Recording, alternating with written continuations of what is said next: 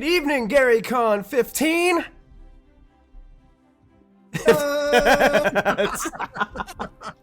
Timing is so lost. There's the excitement. Welcome, everybody. It's so good to have you here joining us tonight for some virtual gaming right here at GaryCon 15. My name is Michael. I will be your host and your game master for this evening's game tonight. I'm joined by some amazing people around me. We're going to be entertaining you with a little Dungeons & Dragons 5th edition tonight.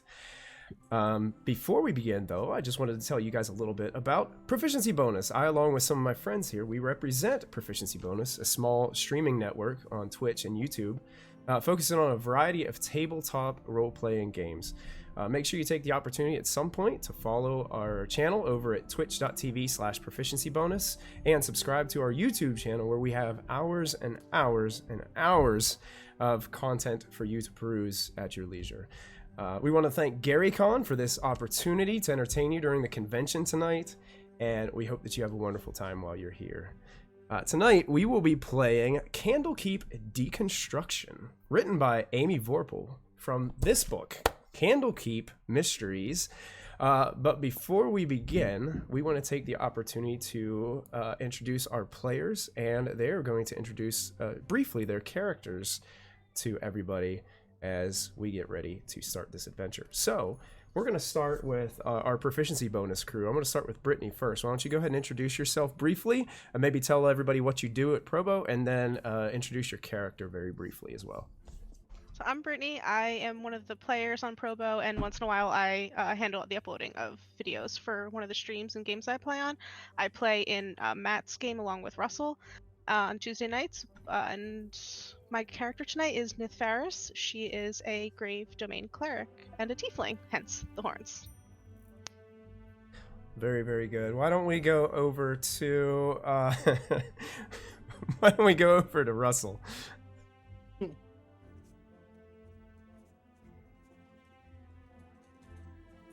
Oh, I already messed up. I was muted. Oh, no. Ruin the stream.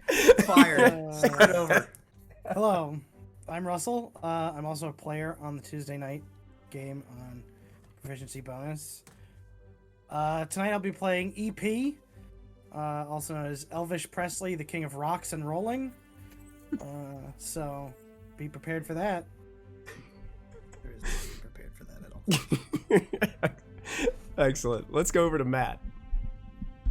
Hello, I am Matt. I am the Dungeon Master for Proficiency Bonus's Tuesday night stream, Delve Requisite. Tonight, I will be playing Slim, a plasmoid fighter who's... well, he's really just here to have a good time. Came here to chew bubblegum and kick butt, and he's all out of butts. Nice. Oh, let's go to Blitz. Hi, my name's Blitz, or Matthew, and I was a Dungeon Master with Proficiency Bonus for Monday nights for a couple of years. Player on Michael's first streamed game for 5 years. Tonight, I will be bringing a version of my character from Michael's game, Molfin Greeneast, a divination wizard with a couple of screws loose to join our friends. Very good. Outstanding.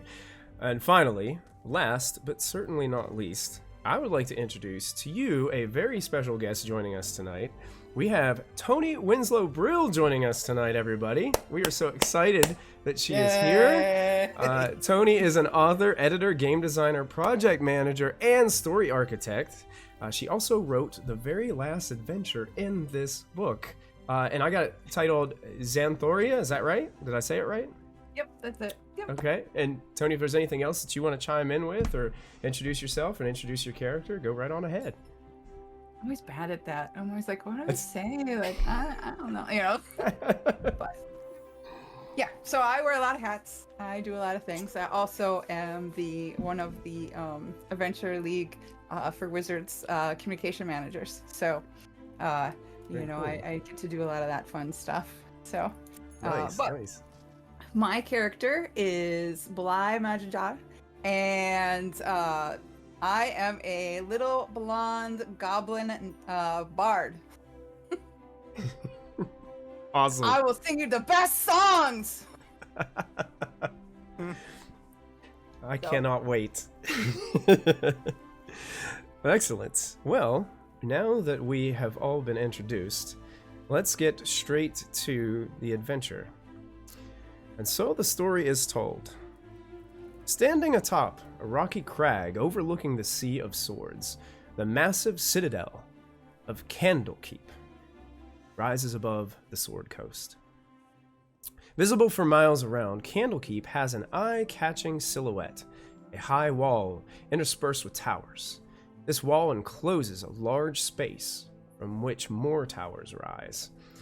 Those who behold the edifice say it looks like nothing so much as a cake decorated with an overabundance of candles. The entrance of Candlekeep is a double gate that stands at the end of the Way of the Lion, the only road that provides access to and from the outside world. The route follows a lonely path across the peninsula where Candlekeep stands. Those who gain entry discover a cloistered community of scholars milling around inside Candlekeep's walls, a place of enlightened conversation and friendly debate. No better place in the realms exists for those who have a love for or a need of knowledge, and who want to pursue such interests alongside fellow seekers. Candlekeep has the largest repository of written lore in Faerun, including collected prophecies, ancient texts, and tombs of grand importance to the sanctity of knowledge. The library also holds thousands upon thousands of lost recipes, old songs, collections of folklore, and journals written by folks whose time has long since passed. The abundance of these works makes finding notable tombs an exercise in patience and perseverance. Fortunately, a legion of scholars and sages called the Avowed look after the library and remain vigilant in the care and the cataloging of all the knowledge it holds. On this beautiful early afternoon, as puffy white clouds slowly crawl upon the expanse of brilliant blue sky above, our heroes enter the scene. Exiting the local tavern known as the Hearth, the main door slowly creaks closed behind them as jovial laughter and smiles tell the story of their recent travels together. Walking together into the bustling court of air on their way to begin their research for the day, they catch eyes with the first reader of Candlekeep, known as Bookworm. The green dragonborn, adorned in robes of the Avowed, smiles as he begins to approach our characters. At the same time, our heroes and Bookworm's faces turn towards the Emerald Gate as another individual approaches the party. Faces change from smiles to puzzled looks as a decrepit, gray-bearded dwarf in a custodial uniform carrying a heavy, square tome around in black leather approaches with a stumbled step. The old dwarf wheezes and squints as he approaches, appearing to be struggling a great deal. Finally, just before reaching our heroes, he clenches his teeth, arches, and grabs his chest, and falls face down in front of the characters. The tome falls out of his hands and slides across the ground and comes to rest at the feet of Bly. What do you guys do? I'm running to the dwarf and immediately crouching on him and casting Spare the Dying. Is he Okay. dead? We're gonna find out. If he's dead, Molfin is trying to stop this and has a dagger out and is trying to harvest blood. Okay. I was like, wait, I thought that was bad. People told me no eat faces. Bad. Not eating their face, I just need a small vial of blood. You realize how hard it is to come along freshly dead human blood. Yes. Does somebody want to check to make sure he's dead Spare the first? Dying. Spare the Dying. So you cast Spare the Dying. Unfortunately, you do not think that the spell took hold. Malfin, Yes. this one's yours. I There back up is a awkwardly. crowd starting to form, Molfin, as you're reaching for your dagger. And you would know from your experience the last couple of days here at Candlekeep, probably siphoning blood out of a freshly dead dwarven corpse in the middle of the court of air might be a little bit discouraged. I suppose fair enough. We'll just Yeah, have to maybe wait don't, maybe don't do that. Mobile just actually trying to check the body over. Trying to play it off like he wasn't just reaching for the dagger on his head. Okay, you got to just make And it. the slime, We and- thought he might have been wearing a corset that was too tight. We were going to cut it open. Yes. Just like the one you're wearing. It's called a girdle. Get it right? Oh boy. I pick up the book. I'm like, ooh, I know this. You licked them. They tell you things, right? They tell you I things. mean, she's not 100% wrong. Not usually by licking, but I guess by licking if it's special. What did you learn? Tastes like paper. What's the cover made out of? Just a regular book cover. It's like black leather. Yeah. You can see that the it does say Candlekeep Dekunstruktion, and where there should be C's are all K's in the title. It's made of sturdy black leather. You can also see that there is images of a smiling dwarf and a builder's hammer that are kind of stamped into the front cover as well. It's crisp pages. Looks in relatively good condition. It does have, like, when it fell, it was open when it fell, and it does have this ribbon-like bookmark that marks, like, the page that it was on whenever it slid over towards you. That would be good for my hair. Hey, Mr. Bookworm. Yeah, you see the Dragonborn is kind of standing there looking shocked and stunned at this occurrence, and looks down and sees the dwarf laying there. Oh, then looks like Burren stern metal. What has happened to him? I think he died. Yeah, he was vertical, and now he's horizontal. Can It I? appears so. What a tragic event. He was a dwarf, and now he's a dwaz. Sure. Who isn't? What's the past tense of dwarf? They're still dwarves, Slim. Okay. Can I check him to see what caused this? Make a medicine check. Oh, I don't like being the first roll. Oh. He did grab his heart, so it might be something with his Yeah. heart. His heart attacked and killed him. That wasn't a great roll. It was only 12. 12. You're listening to EP over there, and it seems to make sense. The heart is the most dangerous organ. It can sneak up on you at any time and just attack you and kill you. Gotta watch out for it. I Are they like guess. ninjas? Hearts Sort can of. be They're ninjas. sort of like ninjas. I ran into a ninja once. They were not nice. They kept stabbing me in the stomach, and I did not appreciate it. And I kept telling them to stop, but they didn't listen. Sounds like a ninja. Notoriously bad listeners. I'm going to look at the opening of the book.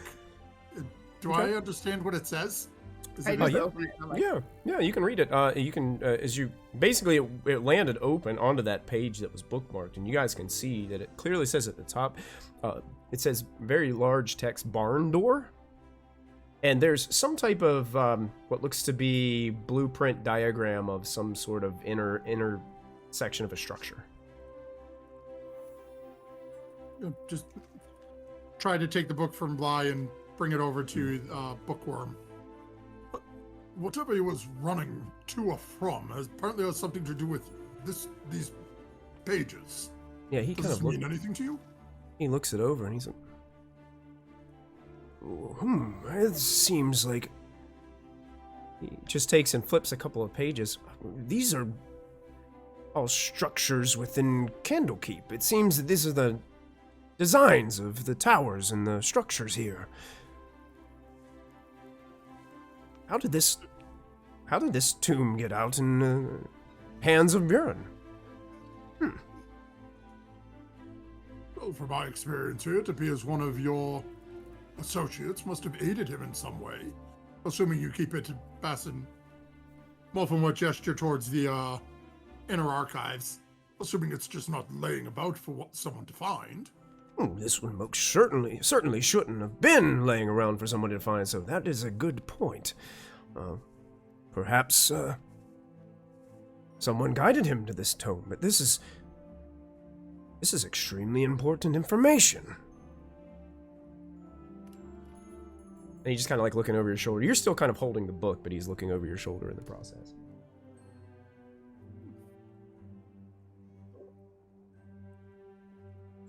Gonna look over at Nithfaris. I mean, you ran over to him first. What are your thoughts?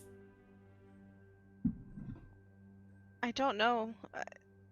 I mean, it definitely seems like it had to be his heart, and I'm not getting a sense of anything, but he was gone before I could do anything. It happens, but not that often. It's a little weird. Are you really fast like a ninja? Are you Yes. a ninja cleric? I'm not a ninja, I promise. Look, I feel like we're talking a lot about ninjas, and the one thing about ninjas is they are far inferior to the arts of karate. Okay? Ninjas are all... they're nothing. Alright? Ninjas can do whatever they want, but there's nothing compared to good hi-ya to the face or something. Mr. Bookworm, should we do something with this book and or the dead guy in front of your very nice library? Well, you see, I think I can take care of both of those issues for you. And he kind of starts to like reach to this book is something that should be kept in more of a more restricted area of Candlekeep. This thing cannot get out there. And he goes to kind of take the book back from you. And at that moment, you guys all feel the ground begin to shake. Boy. As an earthquake starts to happen right here in the Court of Air.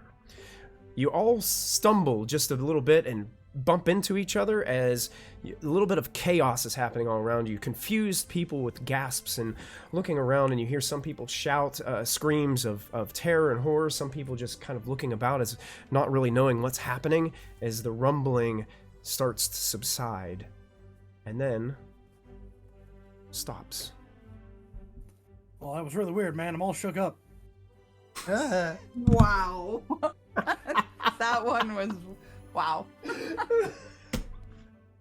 Thank you, I'll be here all week.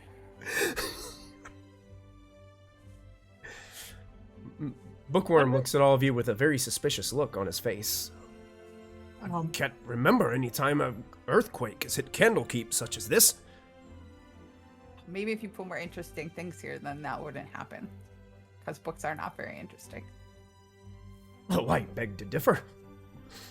And I would have to agree with you, but it does seem somewhat suspect that that happened immediately upon you reaching out for this book. Is there something you're not telling us? How's your heart feeling? My heart? I make a medicine check to see if he's having a heart attack. Okay, go ahead. Make a medicine check. 19. I 19? reach out and I just tap a bunch of like pseudopod tentacles all over his like face and neck. He looks at you awkwardly for a moment. What is it that you're doing? I'm not actually sure where the heart is located on. Okay, I'm not having a heart attack. I feel fine. But I am concerned. Is the book magic? I'm gonna cast detect magic. Okay. You cast Detect Magic. You are not getting any indication of any magic coming from the book. I was hoping that the book just didn't like him. It may still not. It may be safer for us to hold on to it for the moment. Is the book racist? These are the questions. It might not like dragons. Or it really doesn't like It dwarves. seemed to have killed the first dwarf that was holding it. Fair. I mean, I just thought it's because we're more fun, maybe, but You all been here for a few days now. I've noticed you perusing the library. Perhaps you could do some investigative work for us and see if you can figure out the cause of this earthquake. I'm in. It's way better than looking at these books. I would be happy to do so for perhaps a small fee, permission to peruse some of your finer spell books. Oh yeah, that too. Sure, that can be done. I mean, we do have a wide variety of knowledge for arcane spellcasters such as yourself. Well, then I am all in.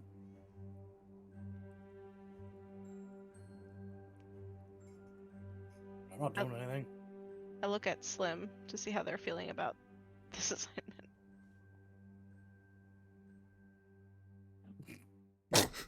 What? Was somebody? I wasn't paying attention. What are we doing? I don't know. Apparently, we're gonna try to figure out why an earthquake and why someone randomly died. Oh, okay.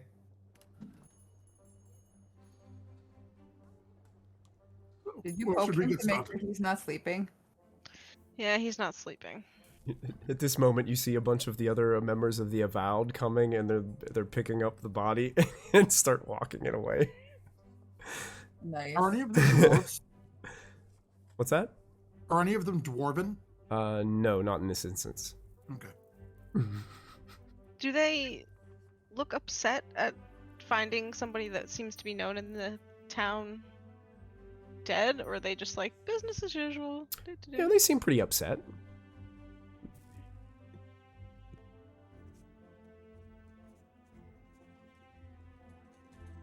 Don't know how we're supposed to figure out what caused an earthquake or a sudden death, but Well, perhaps we should start with the poor dead dwarven chap. Form an autopsy, figure out exactly what caused his death, and then we can move on to see what is going on underground. Is there an bottom sea? Yes. Yeah, his name's Kevin. Good, nice guy. Not sure which is first, and he responded to that. Through the name. Did we go to the barn door? yeah, Bookworm, is the barn door like a specific tower here in Candlekeep? No, indeed it is. Although it's been boarded up for quite some time, hasn't met inspection in years. Can't allow anyone in there. Wonderful. And where's Byrne from? Who are his friends? Byrne was a custodial staff. He kept the place neat and tidy and clean. We have a large custodial staff of Avowed here.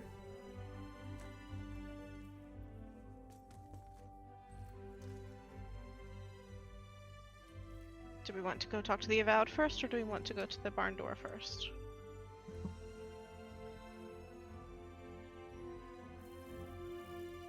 Well, Uh, I think the Avowed sounds more interesting than a place called a barn door. Well, so you guys know that basically this individual you're talking to, Bookworm, is one of the highest members of the Avowed. So you're actually talking to a member of the Avowed right now currently. He's considered the first reader. He basically kind of helps to establish the library and what books are in, what books are out, and kinds of things like that. So that's his role with the... Well, he seems pretty unhelpful so far. So the real question is, do we think we will learn anything from examining the body? Or do we just go into a decrepit, condemned building that they have not been able to allow anyone into for safety reasons. I think that's the second one. Or not. 5 or short.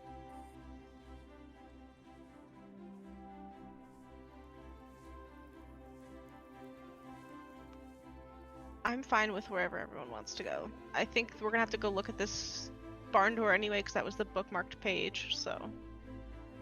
It doesn't seem like there'd be a barn here. That seems weird.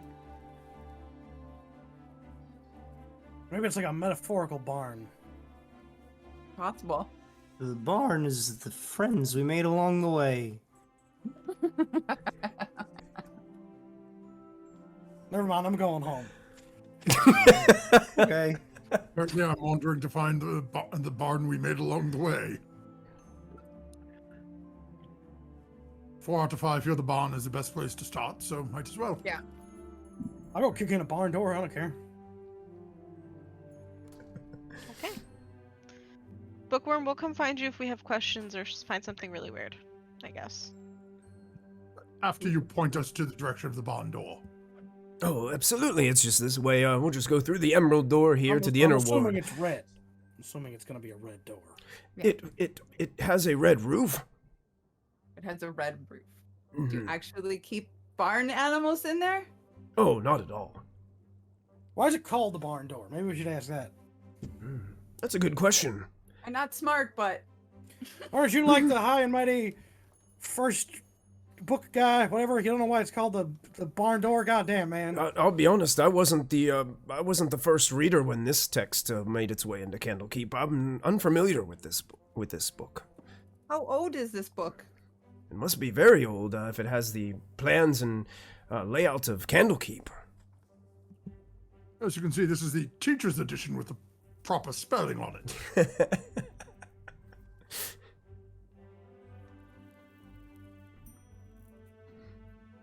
Guess as soon as he points us, I'll start walking. No one I objects. forgot to show you guys this in roll 20. This is what the if you guys look at your roll 20, it'll show you what the book looks like. I'll take us over to the map so our friends over on Twitch can see as well. Wow, looks like a book. Yep. That's my mask. Also, you guys start to approach with Bookworm leading the way. He guides you guys through the Emerald Door, which is a place that looks like this. As you approach these steps, this glowing Emerald Door with this kind of a mystical arcane shield that's kind of over top of it, kind of peels out of the way as Bookworm leads you guys through into the inner ward of Candlekeep. And it's really only about a 5-minute walk to the location of the barn door. And when you get close, Bookworm kind of stops and says, there it is. Like I said, it's been abandoned for quite some time. And you're free to enter. You ignore the no trespassing signs. We usually do. And just be careful. It's an old place. And good luck. And he kind of Are turns we around. gonna get in trouble for wandering around? Oh, not at all. People say I that, believe and then them. I still get in trouble. You're on avowed business. Okay, I'll tell him we're ready to be about. Okay, you guys, as you see the barn door ahead of you, the barn door is a 3-story stone tower that's topped with a roof of metal shingles painted red. The only entrance appears to be a ground-level iron door with a wooden sign bolted to it in common. It says, "Danger, no trespassing." Man, that neither looks like a barn nor a door. Nothing makes sense around here. Also, it says.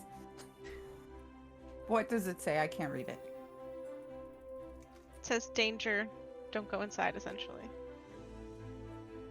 See, this is one of those things. I think I get in trouble if I go in there. His Majesty said we were allowed to, so it should be fine. Yeah, we're on special vowel business. or whatever. Can I buy an E? Ah. We'll take a look. It'll be fine. Okay. I'm sorry, I was distracted. That massive emerald door. Yeah, they got a lot of doors around here, man. They got the barn door, the emerald door. Well, no, Where's the that door? massive stone door. My great-great-great-grandson would... I thought you were going to say your great-great-grandson was a stone door. I was going to say, wow, that's impressive, man. What a lineage. Does the barn door look like it's been tampered with in any way?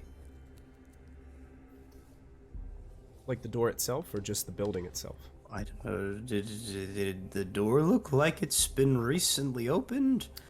Or did it look like it got shook up in the earthquake? Go ahead and make an investigation check, Slim. I rolled a nat 1. You're inspecting the hinge side of the door. Hinges look fine. Lick it. I don't have a tongue. What a tragedy. I'm a jelly man. Well, we can get you a tongue if you want a tongue. I can get you a tongue by 2 o'clock. Well, That that dwarf dwarf had man a had tongue. one that he wasn't using anymore. You know, I really like you guys. We see a dwarf die, and the first thing we think of is take his blood and his tongue. We're really a fun group. Yeah, right though, right? I try to learn. Like, just like patting the door. Patting the door? Okay. Yeah, this all checks out. You're leaving like Slim, a what I'm telling plasmoid you. residue on the iron door. Big slime. See, I'm gonna tell you, you can't just give high fives to inanimate objects. You gotta do it to someone with a hand. Oh. The rest of you, what's everybody's passive perception scores? Oh, that's a good question. Massive. Beep, beep, beep. 18. Oh no. Wow. That was the first time I ever played one that wasn't like 4. 10. 11. 11. Monk, maybe. Oh, is Brittany there with us, or did she freeze? Oh no, she froze. Oh no, she froze. She's having a heart attack. No. Quick, get her tongue. I know Cleric is a wisdom-based caster, so I'm guessing she's probably got a fairly high passive. Yeah, if wisdom based, she probably has pretty high. Well, I will tell you, EP, you're noticing Slim inspecting kind of like the wrong side of the door. You inspect the other side of the door that opens to see that it is someone placed a very skinny wooden shim in the bottom of the iron door so it wouldn't completely close when it's shut. So this door is slightly ajar. It appears that somebody has placed a very small wooden shim in the door so it wouldn't fully close. I just get the feeling, and I know that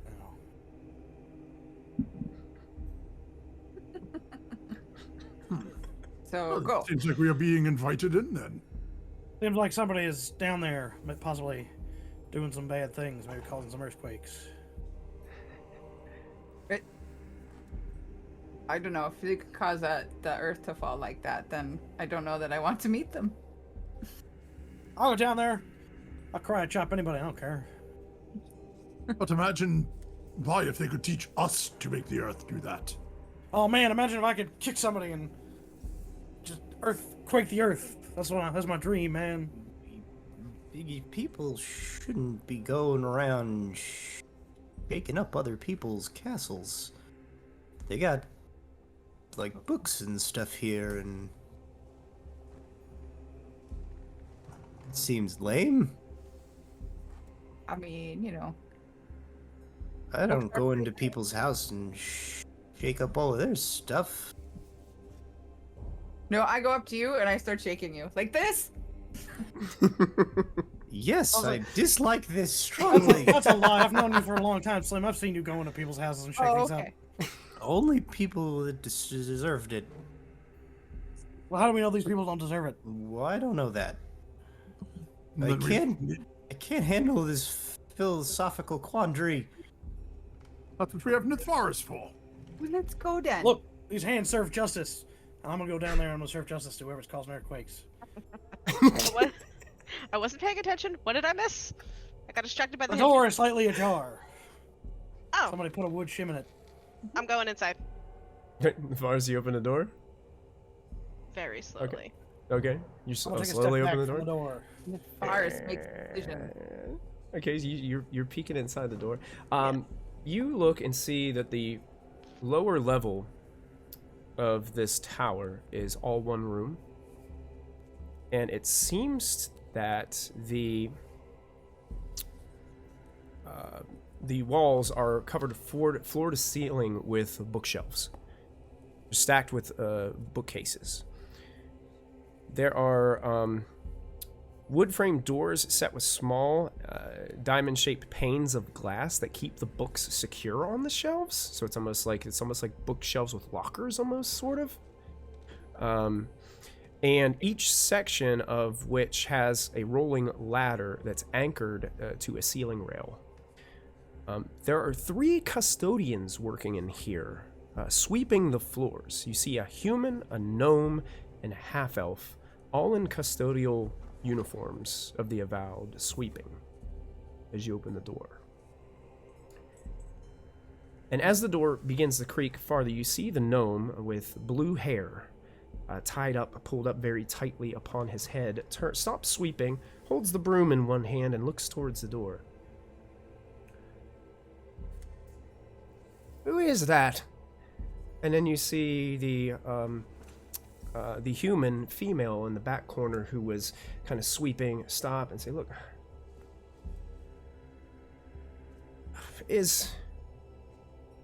I apologize.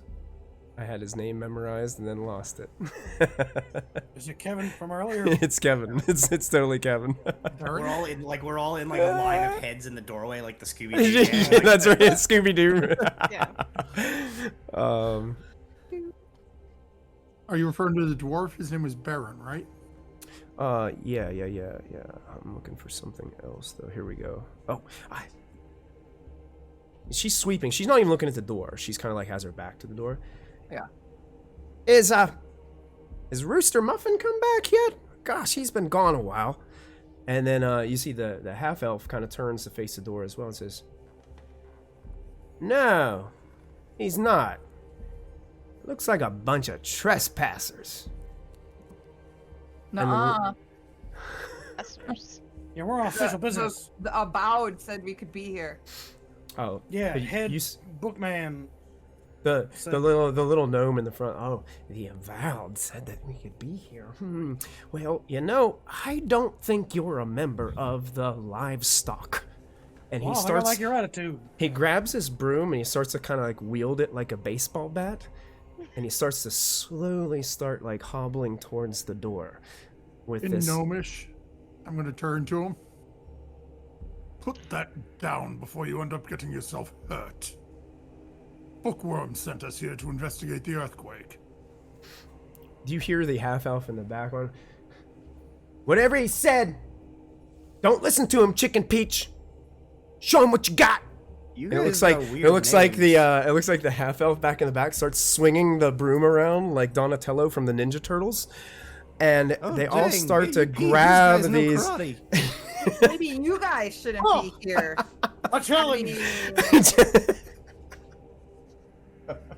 I need all of you to roll initiative for me, Are you please. training the arts of karate? Glad I started a problem. Chicken Little, whatever the hell your name was. I believe it was chicken drumstick. At least it looks like I'll be getting some blood after all. You will. 17. Kids on their bones after they're not using them anymore. We're a real harvesty group. We like to. I could get a tongue from one of these guys. Maybe not the gnome though. Yeah, his tongue seems gross. They got little bones. I got a 12. 12? Okay. Question for you guys. Did anybody roll over a 20? I got Over 20. Okay, 15 and above? 17. I got a 15. I also got a 15. 15?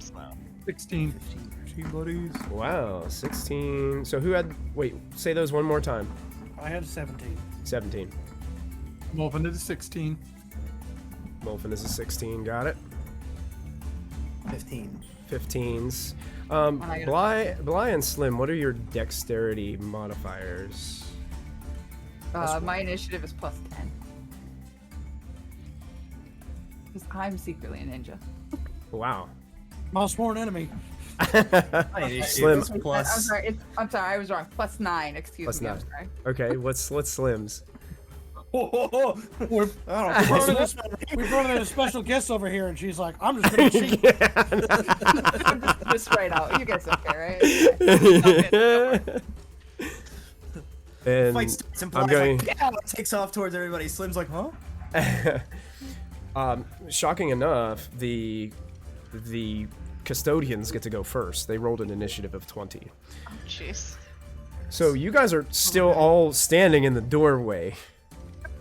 Like- And I think Nithvaris was the first one to kind of open the door, so she's probably the one that's like standing there in the front. Yeah. So the gnome starts to approach you, wielding this broom like a baseball bat, and says, "Let's see how you work when you can't walk appropriately." And he goes to swing at your knees. Okay. So Not I'm where gonna I go thought what ahead. he was going to do with that broom. Children's program. Take it easy. So here comes a broom attack against you. Yep. That's a 19 to hit, I mean, yeah, that'll hit. and you take 7 bludgeoning damage as it slams you in the kneecap. And you hear Dang, the what's that broom made out of? you, Yeah, is hear, that like you hear metal? What is the you hear the snap of the broom as it kind of breaks around your kneecap, and you feel the stinging pain go up your leg. The other two are just kind of following and look like they're taking a defensive stance, getting themselves prepared as they can't really get maneuver through the doorway with this combat happening right in the door frame. So, next on our initiative is Elvish. Okay. How far away are they? Well, really, that guy that's in front of Nithvaris is probably only 5 feet away from you guys. The other two are probably 10 to 15 feet away from you behind them. Okay. I'm gonna go up to the first guy who's close, Okay. and he's gonna get some karate chops. You kind of nudge Nithvaris out of the way of the door frame a little bit as you take a step in front. All right, let's see. That's gonna be a 16 plus things to hit. That definitely hits. All right. Roll some damage. Oh, it's a D6, not a D8. Oh no, it is a D8. I was right there. 10 points of damage. 10 points of damage. Describe for us how you knock this individual unconscious. I run up and I just roundhouse kick him right in the face.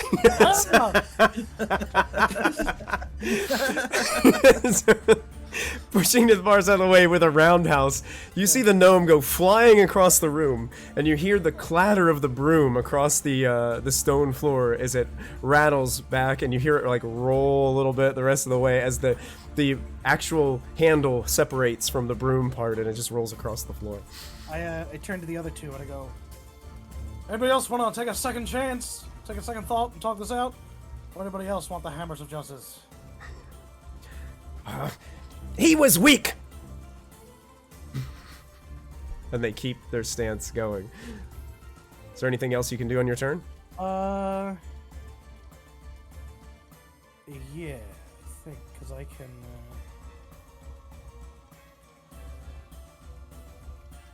I can flurry of blows a second opponent, right? I believe so, yeah. As long as you make the attack action on your turn, I believe, yeah. Yeah. Do I have enough distance to get to... Oh, yeah. Okay, so I'm gonna walk over to the guy who's just spoke back to me. He was Oh, holding. yeah. He was holding an action, so he's going to get to attack you with his broom as you approach. He can certainly try. So here comes a broom attack as he swings it around like this and tries to clobber you on the head with it as you're running towards. That's a 19 to hit. Oh, that hits. You take 6 points of bludgeoning damage, and you have a goose egg on the front of your head. I don't know what I'm more mad about. I told you he was weak. Alright, let me flare blows you. I go, my turn. That's a natural 20 to hit. That hits, yes. Critical.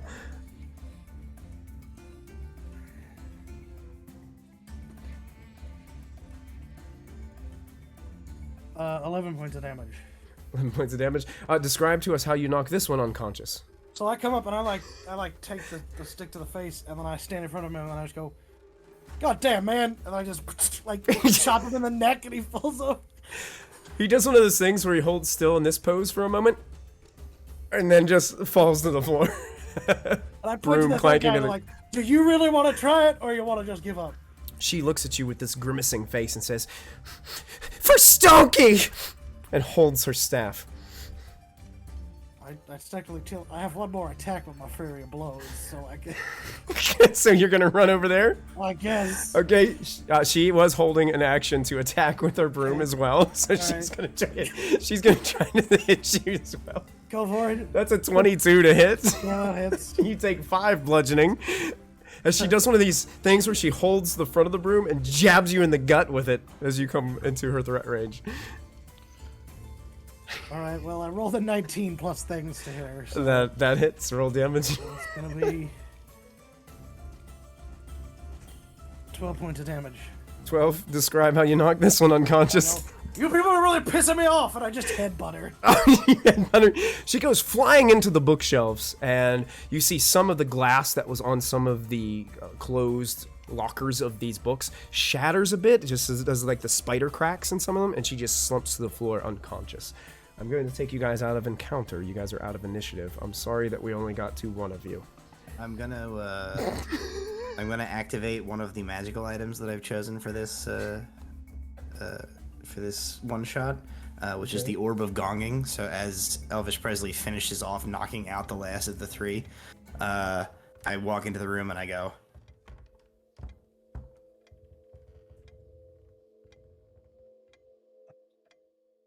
I don't know if that came through. It didn't come through. Oh, man. No one can hear it. And then I like, I hold up an item and it just goes gong. And I turn it off and I put it back in my bag. Nice. I'm like, oh, I can do that too. I get out this like pot. It's like this rusted, nasty pot, and I'm like, oh, and I just start going. It's horrible. It is ridiculous. It is terrible. It is really obnoxious and loud. But EP has bardic inspiration now. Oh, nice. thank you very much. It's terrible though. It's like, how is this? It's making you uncomfortable, but it's also soothing. You're really not sure what's going on. Like, I turn to my party and I go, look, I want you to know that I gave them the chance to surrender first, but they chose violence. Oh, there it was. I caught it a little bit. Yeah, there you go. You hear shouting from upstairs. Yeah. With all this racket that's going on downstairs. Gongs, pots, people hitting bookshelves with violence. Turn into Ferris, I go, he insists I do that every time he beats somebody up. He insists. a great idea. I love it. He says it helps his brand. You hear somebody shouting from up above. Alpaca macadamia nuts, are you okay down there? What's going on? What's your silly name? Who is that? Who are you? Well, I'm Donkey Biscuit. I just look at Malfin like, what is happening with our I lives? pull a board out of nowhere and just chop it in half. Oh! You notice Molfin is staying a little behind the rest of Yeah, and you're everyone, just like, suddenly Somebody else can taking deal care with of Dunkin' business. Biscuits. I'm not doing it. oh, that's, Where's the stairs? Okay, so the stairs are in the back part of the room, and they kind of hug the outside edge of the tower, leading up to the second floor. Okay. Molfin's gonna just start going into the closest bookshelf, open his backpack, and just. Okay, so you said to load up on books, okay. You're not really picking out, just stealing them. I'm going to take time because Molfin is, as he's going through all this, he's watching to see if everyone else is heading upstairs. Looking at the gnome by the door. Muffin, I'm gonna tell you a secret. I already tried that. The books come back. When you leave, they come back. It's my first visit. I was hopeful. Are they zombie books? Ooh, that would be creepy. I'm a bull. I can bring Toni out if you'd like, but it's not a book. Toni? Tony's fine. Yeah. Rooster, is that you? Is that you down there, Rooster? Yeah, me. Yeah, it's me, Rooster. You don't sound like Rooster. I got a cold. You didn't this morning. Yeah, it's a real fast-acting cold. Comes on all suddenly. It's going around, man. Oh, well then stay down there. I don't want to catch it. All right. I like turn to the game. Like, I Molfin's don't know how that works. harvesting blood from the gnome. They don't suspect a thing.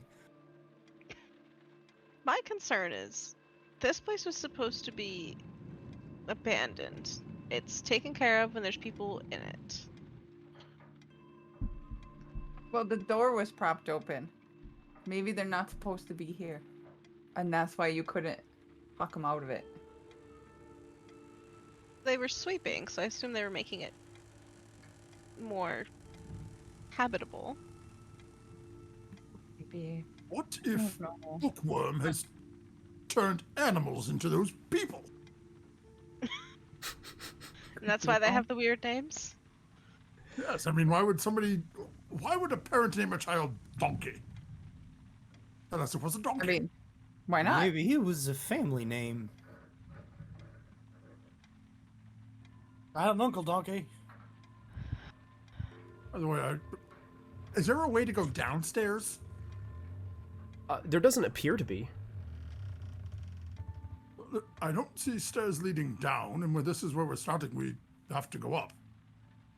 Maybe I can sneak up on them. Certainly, while you're doing that, just let me get some blood out of this guy. Gotta fill my vial of blood from the gnome. Okay. Can I? This should be probably is a good time to mention that Slim is in fact he's like an ooze-filled 7-foot tall set of armor. And so I just want to like glorp out of the bottom of the armor, and in my natural form, I can like slurp down. One of my racial ability is to slurp down to a 1 inch, like through a 1 inch opening. So I just want to like up the stairs and just put like a little pseudopod like sensory up the top of the stairs and see if I can see what's going on up there. Okay, perfect. Yeah, you look up to the second floor, and you can see,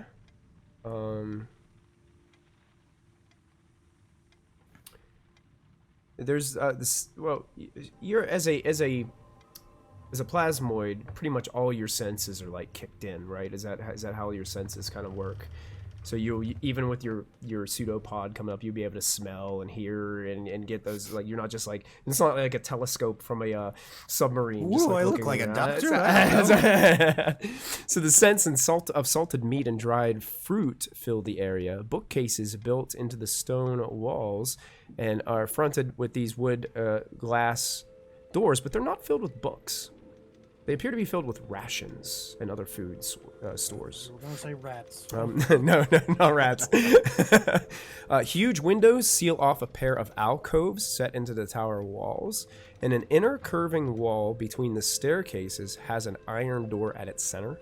The ceiling is braced by 4 wooden pillars, between which are a set of 4 pairs of stocky wooden chairs facing inward.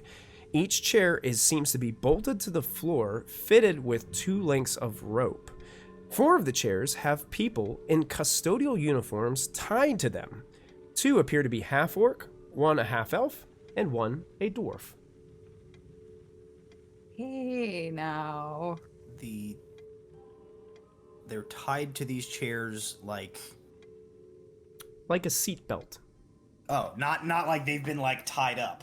They're tied like around the Gotcha. waist, and they're Okay. tying like their thighs down to the chairs.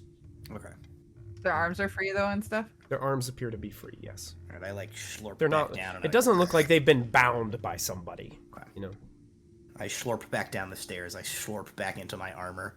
I go. There's some more of those Pat Sajaks up there. Keep the keepers of the vowels or whatever. Oh, maybe I will buy a vowel after all. There's 4 of them. They're tying themselves to some chairs. That's weird. That does seem weird. It's very useful to have a living booger. You could do that. I can make a little thumbs up.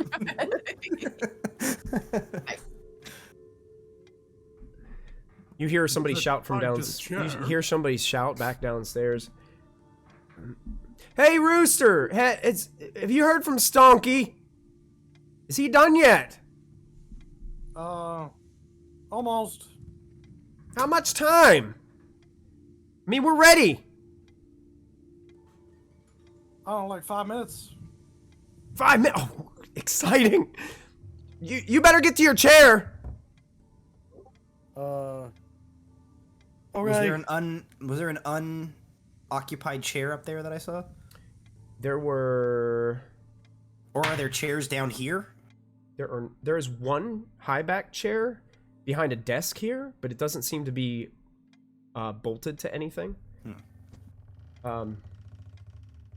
And when you looked upstairs, there were 4 empty chairs that had the ropes just dangling to the side of them. Okay. When you looked up there. And we took out 3 people down here.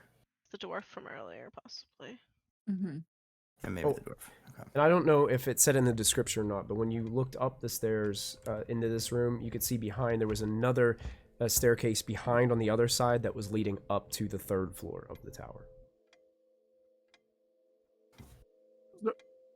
They're strapping themselves to chairs. Like one does at some of those fair amusements. Well, I don't know what kind of affairs you're going to, man, but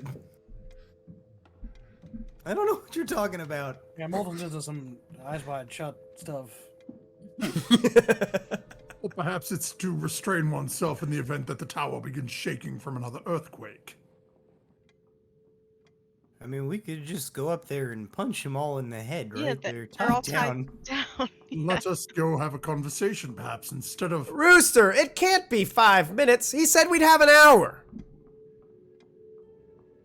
Are we just going upstairs? Hold on, I'm coming up there. Morphin's heading upstairs. Okay. So you guys head upstairs to see the exact way that I described things. There are, let me try this. It might be easier for me to just show you. So I'm gonna grab your tokens and I'm gonna move you into the room. And then I'm going to move you to the map and see if you can in fact see it. So I'm gonna move you here and I'm gonna shift ping you.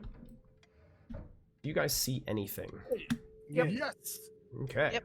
And you should have control of your tokens. So feel free to move them as Sort you of have please. control I'm of my going to tokens. switch this over. So I might have gotten you. Yeah, you're probably locked in an invisible a wall there that I had to set up for the dynamic lighting. Yeah, this is basically what the room looks like. Okay. And you can see there's 4 individuals strapped to chairs. They all look like they're wearing janitorial outfits. Hey, what's up? It's me, Rooster. And I'm Wait, Dougie you're not- Biscuits. You're not Rooster. And one of the half-orcs like starts like fumbling with his belt. It's super tight, and it looks like he's got it like latched in several knots, and he can't Over. seem to. And put my hand on his shoulder and go, trust me, you're going to want to stay seated. Just... You should perhaps listen to the punch-happy maniac. What'd you guys do to Cow Cotton? How's Cow Cotton? What'd you guys do to him? You're saying If these you're names talking- like they make sense in everyday conversation, let alone to You us? talking about the three people downstairs? Yeah. What? Was he a They're no? sleeping.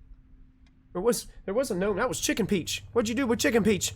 Sleeping. Well, it's gonna He do- still do- has do- most of do- his vial blood, if out. that's what you're worried about. Oh, Chicken Peach. How could you monsters do such a thing? How about all of you explain to us why when we walked in, we got hit with brooms? How about you start there? We tried to be friendly. Yeah, it was self-defense, man. Well, and you see one of them like look at him. The other one across there's the dwarf looks over and looks at the guy and goes, "Shh." I can drag him back up here slowly, up those stairs if you want. That's fine. Go ahead and Alright. make an intimidation check for me. How about Why? this? I may be aiding with this. How about this? How about you tell us I everything, got that one. unless you would like to be kicked through your chairs. Intimidation. It's actually a class skill. And you know what I will do too is since EP added that little flavor there, you can take it with advantage. Oh, all right. Let's see. So I rolled a 19. So 30. You can see sweat starting to pour down all of their faces. And the half elf that is sitting in one of the chairs just looks down and I can eat their faces. Can I eat these guys' faces? no, don't eat our faces. Nodding. No, I like I want to keep my face. Well, hey, so Stonky's gonna launch this place into space. What space? Who's gonna do what now? Repeat. Sorry, what? Space. Stonky's launching his place into space. I look at Slim. You can see the dwarf goes and just sighs in the corner. Oh, wait. Duck Bean, stop that! You know we're going to be in trouble if we. And then, Donkey Biscuit, you shouldn't have been shouting down there. And they all start to go. Like you see sweat just like pouring down their faces as you guys are all standing around them intimidatingly, and they can't get out. Like they've tied themselves and latched themselves into these chairs. I pulled down my little mask. Like, that's right. I ate this person's face. Yeah, so Stonky was going downstairs to get things ready. He just had a couple things left to do. Said something about getting the rockets. Well, no, there was like the rockets. Getting the rockets ready. No, I think it was rockets. You moron. There's definitely not somebody downstairs who spoke like that.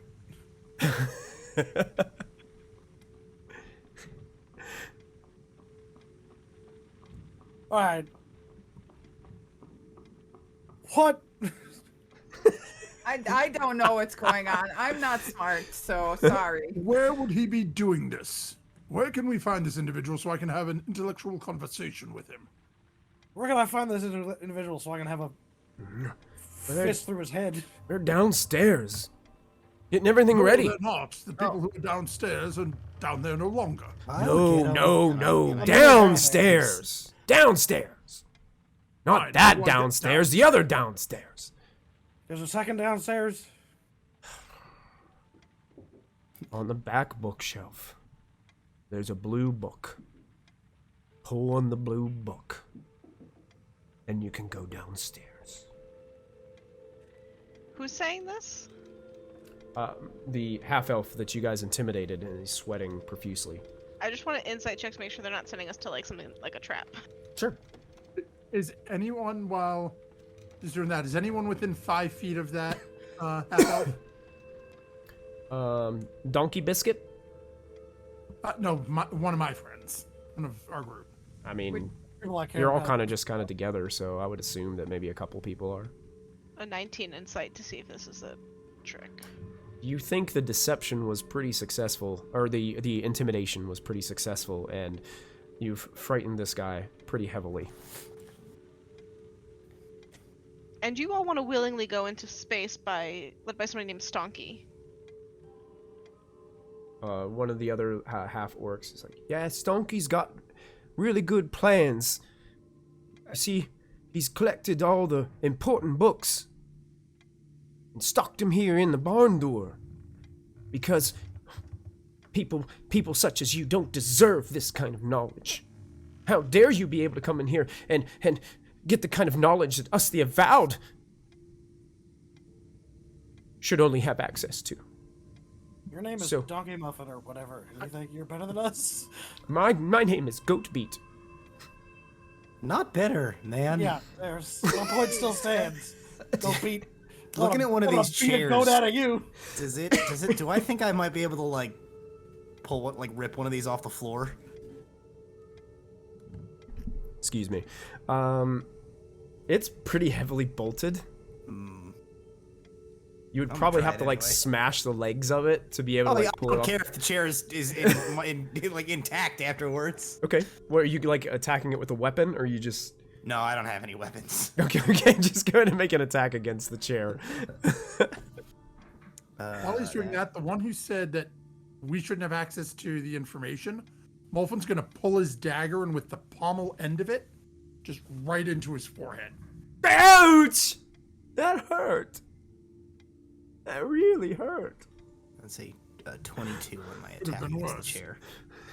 22 on the chair. Yeah, it's successful. You crack the legs of the chair off, and the chair falls over on the side with broken legs that are still kind of bolted into the floor.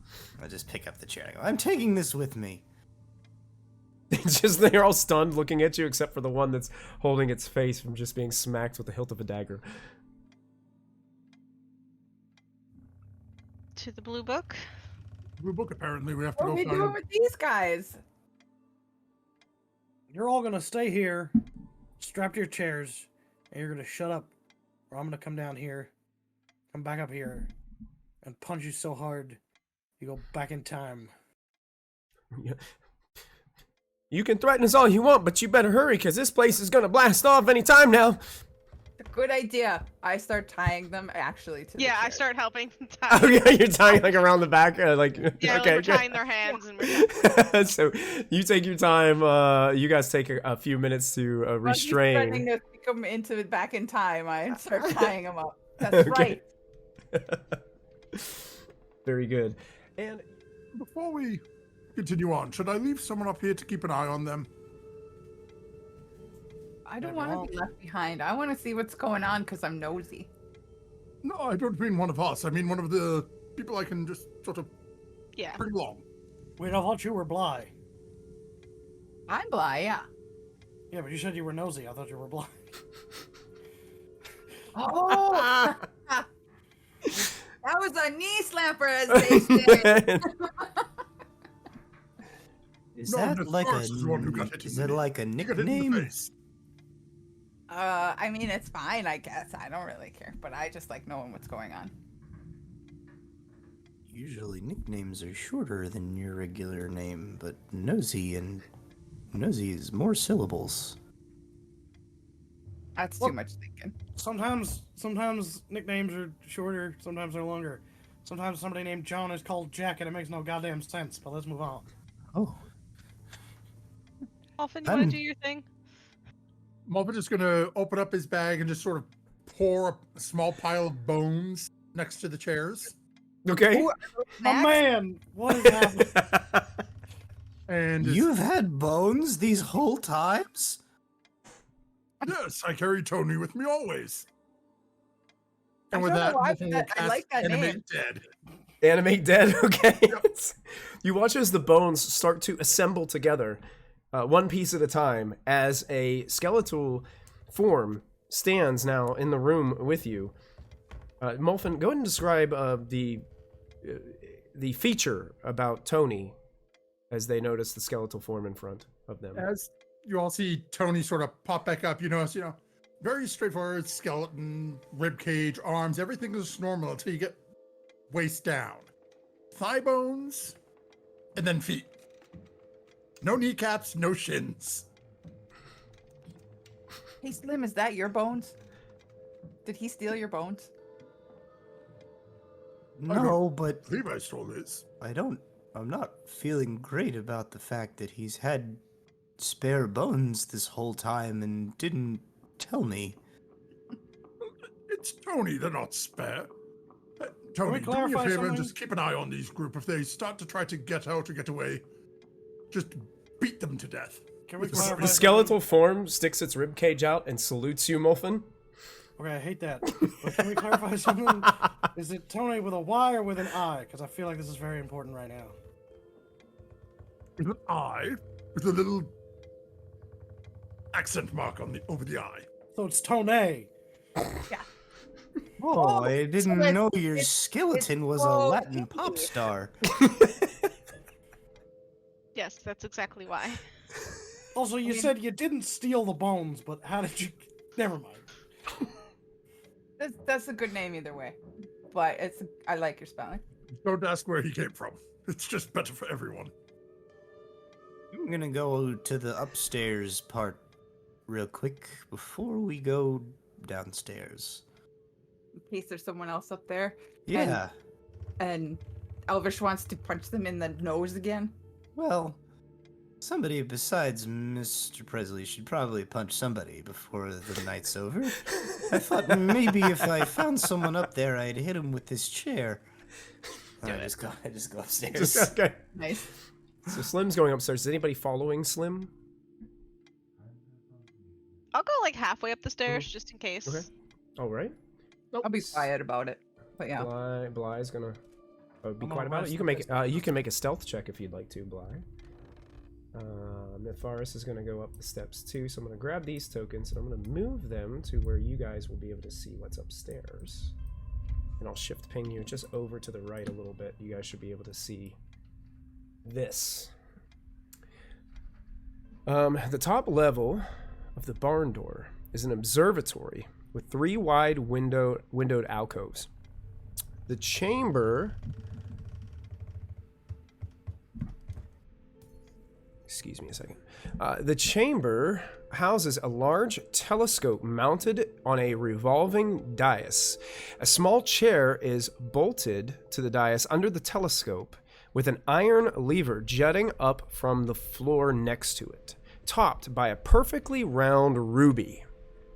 A small wooden steering wheel is attached to the chair and is adorned with glowing numerals at its copper-plated center.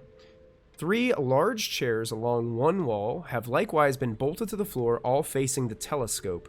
2 lengths of rope are fastened to each chair, including the one on the dais. Chains and wheels attached to the tower's conical metal roof suggest that the strong, tightly fitting panels can be retracted, enabling the telescope's user to peer into the starry heavens on clear nights. What was that thing? More importantly, how much of it looks like I can break it off? Is that a breakable looking lever with a ruby on it? It looks like a sturdy metal. It's not quite as easy to break as the chair.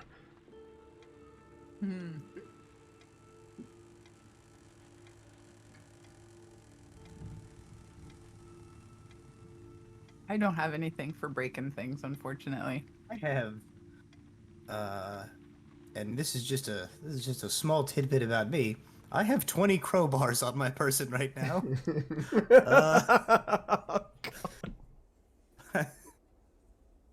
I'd like to try and dislodge that lever. I'm gonna tap Slim and give them guidance. Guidance, okay.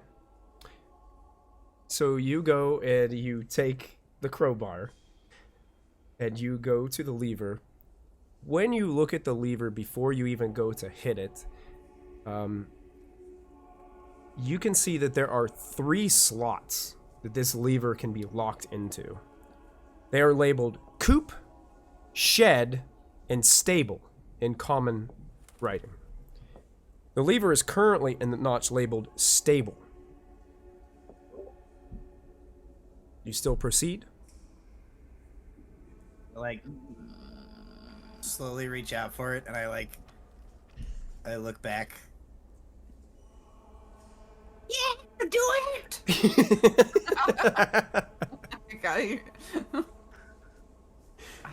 I don't know. Do what's in your heart, Slim.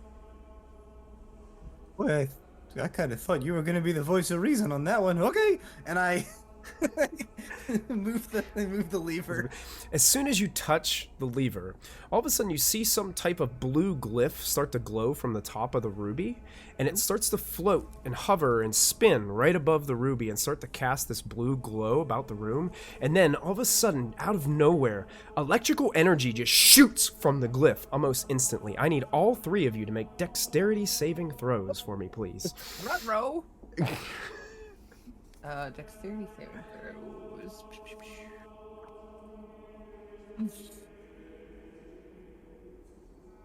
I got a 14. 14. That is a fail. We got a 16. 16 just succeeds. Magically, I got an 18 even with my negative. All right, that will succeed too. So if you failed the check, you take 36 points of lightning damage. Holy crap! If you passed, you take half as much.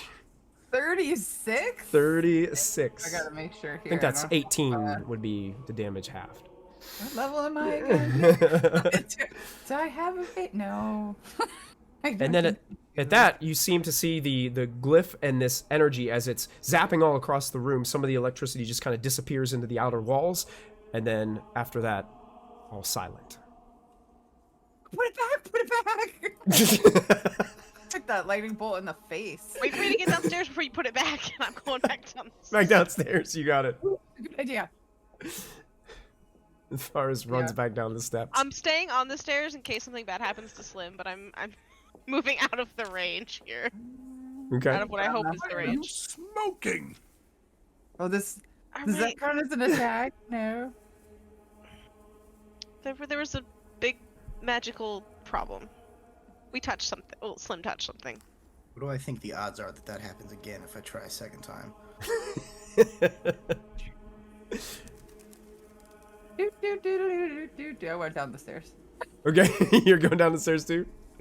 Yeah. Slim, you're here alone. But I'm like, I can listen, but I think that would kill me if I took that again. Be real cool. Do I think that that was a? Do I think that that was like a safety feature of this thing, or was that like a spell Make an that Arcana I check. have used up? Use Arcana. So Jesus, with my -1 Arcana, that's an 18. 18. Wow. In talking with Molfin and Ithvaris for a little bit about arcane means of magic, it appears that there is certain magics that certain glyphs or protections can be placed upon things. Usually once they're expended, they are gone. Other than that, you're not too sure. That's the only information that you would have gathered from them. Yeah, I'm gonna try and do it again. Okay, so explain to me are you trying to move it or are you trying to break it off? I wanna try and move it first and just see what it does. Okay. And then afterwards, I'm gonna try and break it off to take it with So, me. okay, so currently it's in stable. What do you want to move it to? It's My the other other- two options are coop and shed. I'm gonna move it to shed. To shed, okay. It locks into place.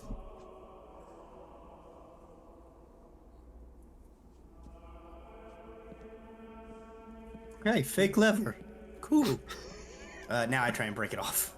Okay, go ahead and make a. So you're making an attack roll with your crowbar.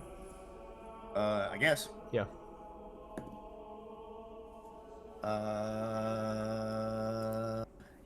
Or I guess you could just use like athletics. Let's see. I rolled a 17, so the question is... Go and add Is your it crowbar- athletics bonus to it. Okay, I can do that. Okay. It's a 22 total. A 22 total. So you're bending it a little, but this thing is sturdy. Like, you don't think you're actually going to be able to break this off. Do I think I can bend it enough that, like, somebody's not going to be able to use the stick shift on this, whatever this is anymore? You might. I would say you'd probably have to spend a little bit more time on it, but you think you could. I'll just call down the stairs like, it didn't zap me again. How badly do we want to break the thing up here? Because I can probably do it, but it's going to take a minute. Well, if we stop him downstairs, you won't have to worry about up here. That's why they pay you the big bucks. You're getting paid.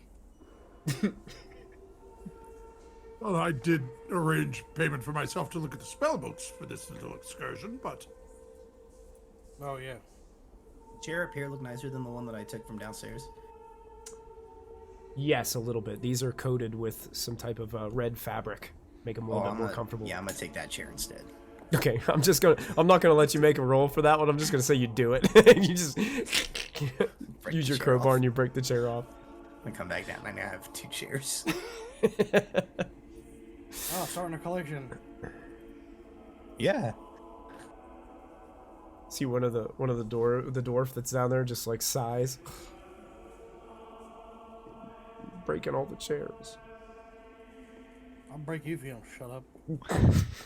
I go over to Bly and I just pat her on the shoulder and I'm gonna cure wounds her because she got rocked on that.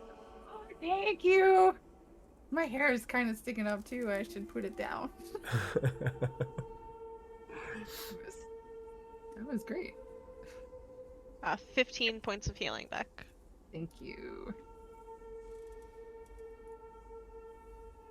So, do we head for the blue book now and Might as well. try to find Stone Key before he sends this somewhere? Into space with us on it? Yeah. Yeah. I don't think this is actually What about these stable books? enough. Yeah. Well, if we stop him, then we can keep the books. Mulpin's gone. Down the stairs. Running. I'm the only one who kind of wants to go to space. I don't have an interest in space. I don't even know what that is, though. Stars. It's like if you go up, it's the up after up. Oh! I got it. Double up. So I'm following Malfin Okay. down. You guys are making your way down the steps, and Mulfin, easily enough, you see the back corner where the bookshelf kind of seems to go underneath where the stairs would be located to the upstairs. You find a blue book that doesn't seem to quite fit in with all the rest. And you can pull it and you can feel there's a mechanism behind the book, and a door of the bookshelf kind of just opens up in front of you, revealing a staircase that leads down further. Oh, secret door. Thank you. And pick a copper coin out of my pocket, cast light on it, and just basically go peg it so it starts bouncing down the stairs. Okay. Ding, ding, ding, ding, ding. It rolls around, like it goes around a corner because it's a curved staircase. You can see that it's not completely dark down there. There seems to be some type of orange glow. Or there's light downstairs. Actually, that's the bad thing. Let's go. I start checking for traps on the stairs, by the way. Okay. You can go ahead and make an investigation check for us. Can do that. I could have had Tony do that and just run downstairs first. Well, then they know we're coming. That is true. Investigation. 15. 15. You start moving down the steps. You don't notice anything trapped. But as you get past like this lower wall where you're coming around the edge of the corner of the tower, you can see that the floor of this room down below, there is an orange glow coming from the ceiling.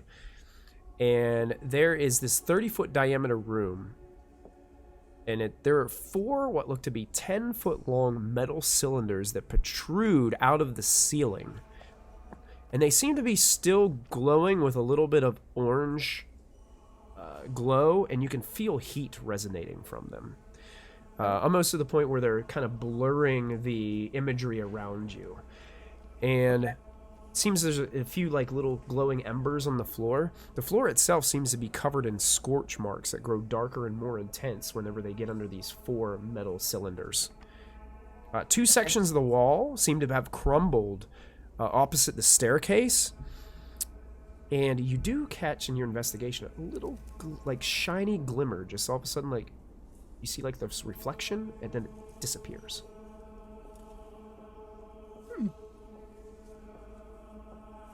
Interesting. I sneak back up and I tell everybody. Okay. I saw stuff, and I think there's somebody down there, and there's a fire down there. And I don't know the rest. I got distracted.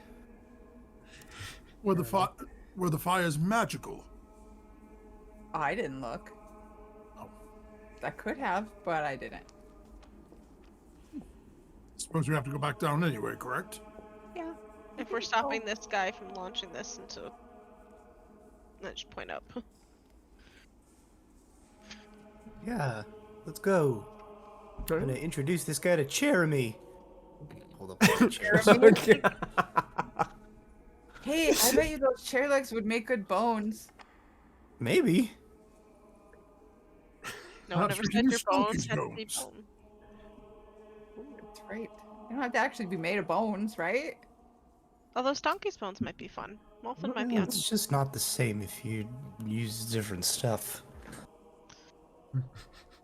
We'll find Well you. done. We'll get you a fresh set of stonky bones for you. Take my 2 chairs and I leave them. Start walking down the stairs. Encouraged Okay. by the prospect of bones, so that I can be a real boy. I need to stomp down the stairs with my 2 chairs. It's a real Minute. boy. Molfen thinks he's out of earshot. Just turns to who's ever closest. This will be absolutely hysterical if he's like a halfling or something.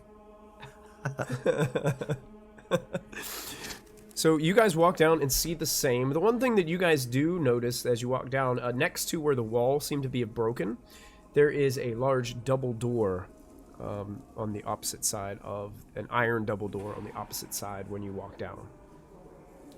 There's an immense heat coming from these 4 metal cylinders in the ceiling. Are they magic? Should I get the sense that this is... Make an Arcana check. Okay.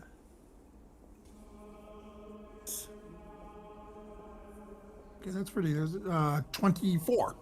24. You think that while there may have been arcane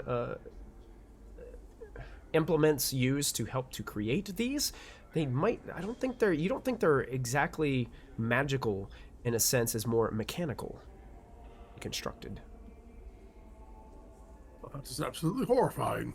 You believe that these are capable of producing a force strong enough to jettison the entire tower above it out of its foundation. Fun news, they are not magic, so I cannot just dispel them to be rid of it. Based on an old flying bicycle friend of mine, I believe this is actually a mechanical creation. You have a friend who's a flying bicycle? No, he was another gnome I met that rode a bicycle through the air. Some strange pedal contraption. You're a weird guy, you know that? Another lifetime ago, though. We have to figure out how to deal with these. Mechanical is not really my forte. Do we see anybody down here? You do not. Where'd that guy? I thought I saw a shadow. You saw some kind of reflection coming from the broken area in the wall. I say that. Okay. Yeah. The thing and the broken and the thing. Very descriptive, not at all. I go over to it. I'm gonna check it out. Okay. You look at it? Okay. You look into where you saw this little shiny reflection. There seems to be a very small clockwork mechanical insect type creature in there for just a moment, and as you peer up, it kind of makes eye contact with you, and you see it turn around swiftly and crawl into a crack and disappear into the wall. Ew! There's a bug you can't eat. Why can't you eat this bug? Because it's made of metal and pieces, and it ran into the crack in the wall. It looked at me. It doesn't like me. It kind of hurt my feelings. Oh, we should kick its ass. If you could catch it, it's in the wall somewhere. I don't know if that was Stinky or Stanky or Stompy or whoever we were looking for, but they didn't say anything about being a bug, right? No, they didn't say what he was. This is he was down Go here. ask them. Is there anything else in that like broken section? No, you don't see anything. It's just Alright. broken wall with cracks in it, and I thing totally slipped stick into my one of arm in them. any place I can get my hand in. but yeah, Just put it around. your arm really can't reach too far into the cracks. Like you reach and it doesn't seem to catch anything. Your booger arm in here.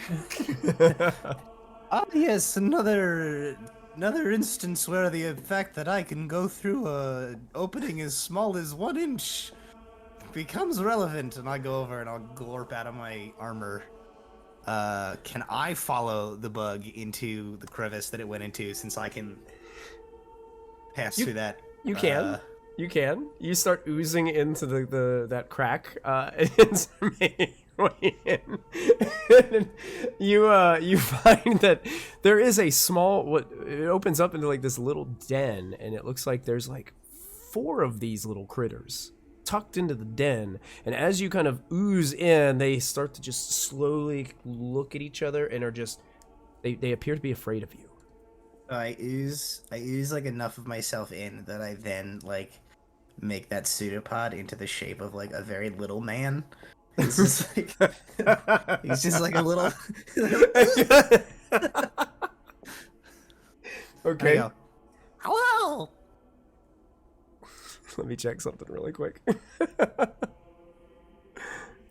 I hope you've completely derailed anything that was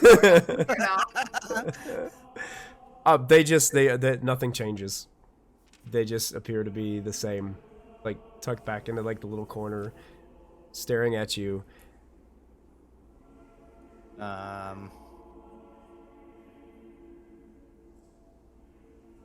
I think I approach and I give them the universal sign for we cool, and I come up and I go,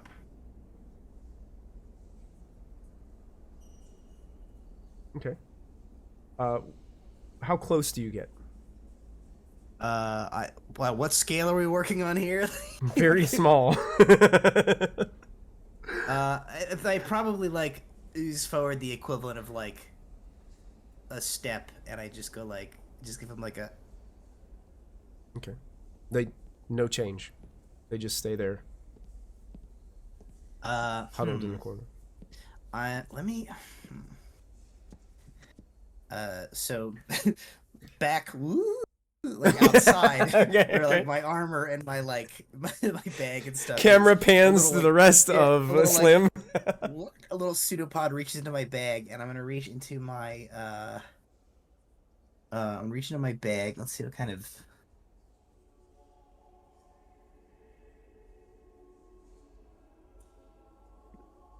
I have a bag of 1,000 ball bearings. Can I take a ball bearing out of my my bag of 1,000 ball bearings and like bring that back and then like offer them a ball bearing? Like, Okay. So are you holding it or are you like dropping it? yeah, no, I like hold it out like an offer. Okay. No change. They just sit there and stare at you. I go, okay, and I put the ball bearing down, and I just leave. Okay. I come back out, and I go back up into my armor, and I go, I don't know. There's 4 of them. They did not like me or my ball bearing. Ball bearing. That is an interesting thought. Do you have more of them? Yes, 999. Wonder how many one would need to offset the mechanics in whatever this contraption is. Assuming it has wheels and gears and things that turn and interlock. I don't know, I'm not a science guy. I usually just throw them at people. Is there, so the cylinders coming out of the ceiling, is there any like scaffolding or something to get on the level, like higher, closer to the top of the cylinders, or like towards the top of the ceiling? Or is it just unfortunately around the no. ceiling? It's really difficult. You would, even like if you were up on the stairs, they were still far enough away that you would need something else to be able to get over there to manipulate them.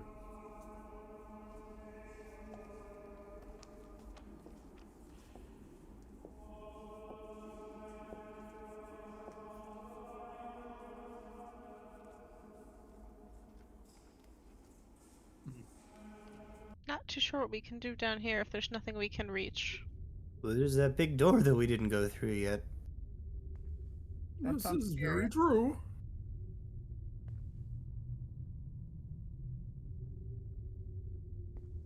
Who's going first? Fine, I'll do it if you are all afraid. And Mulf's just gonna walk over and just throw open the double metal doors.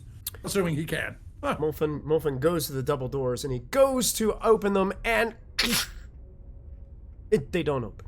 They appear to be locked, Molfin. I can get them open. I Is think there I any might like space I can see through them? What's that? Is there a keyhole or anything I can peek through and look into the other room? There's a keyhole, yeah. Let's stick my eye down. What do I see in there? Currently you see a hallway, and it looks like there may be some doors on the right and left side, but it's kind of hard to see. Another hallway. You said you can open it though? Well, 'cause Please, Evan. I'm not just a singing bardy person, so that's okay though. I was get gonna in have to trouble crawl through the lock. So, I will first check it for traps. Okay, you can make an investigation check. Open it up. Wah wah. I got like a 10. It was 10? a terrible roll. You don't think it's trapped. Totally not trapped. If it were trapped, Molfin would have probably set it off already. That's true. Hmm. All right, let's bring it open. This will be your dexterity check using thieves' tools, if in fact you have thieves' Yeah. tools. And I have the proficiency, the extra Nice. proficiency, because I'm bard. There you Barding go. it up. So I got a 20. A 20. So you take your time with your thieves' tools, fidgeting them around within the keyhole, and all of a sudden you hear the click, and the doors begin to slightly open. Well done. Clap. I bow. Really a gross noise because it's just two Right. like tendrils slapping together. Cloth. I'm like, I hate that. Bob was gonna look at Bly and go into his pouch and pull out his set of thieves' tools. I do not know why. I never remember I carry those. Put them back in his oh, pouch. Not the door well, we can open. relock that if you really want to open it. No, really, that's quite okay. I'm sure there will be other I'm opportunities. sorry. No, I just someone taught me, and I just never remember. That's fair. All right, open the door. All right, Bly opens the door, turns her head to look from talking to her companions to straight down the hallway. Beyond, you guys see a dark, 20-foot wide hallway with 3 iron doors leading off of it, 2 on the right side of the hall and 1 on the left. And as you're just turning your head around, Bly, you see coming out of the end of the darkness of the hallway is a giant, wingless anthropod, 10 feet tall and 30 feet long. The creature's head has 2 long feelers and multifaceted eyes, and its carapace gleams with a silvery sheen. Its tapered body swishes from side to side as it crawls towards you. I need all of you to roll initiative, please. Oh no! Wow, I hate that.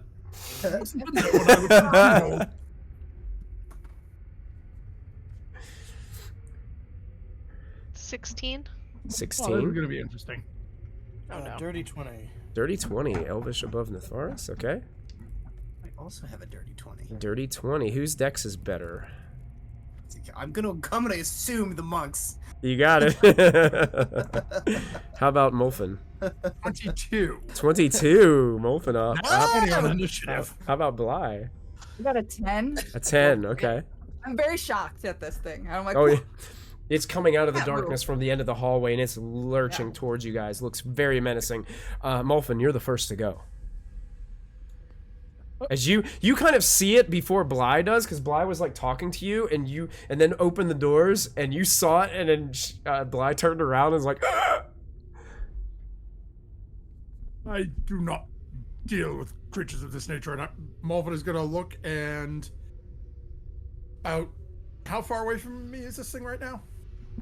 30 feet. So 15 feet away from me. Casting that big old puddle of grease, middle of the hallway. Okay, perfect.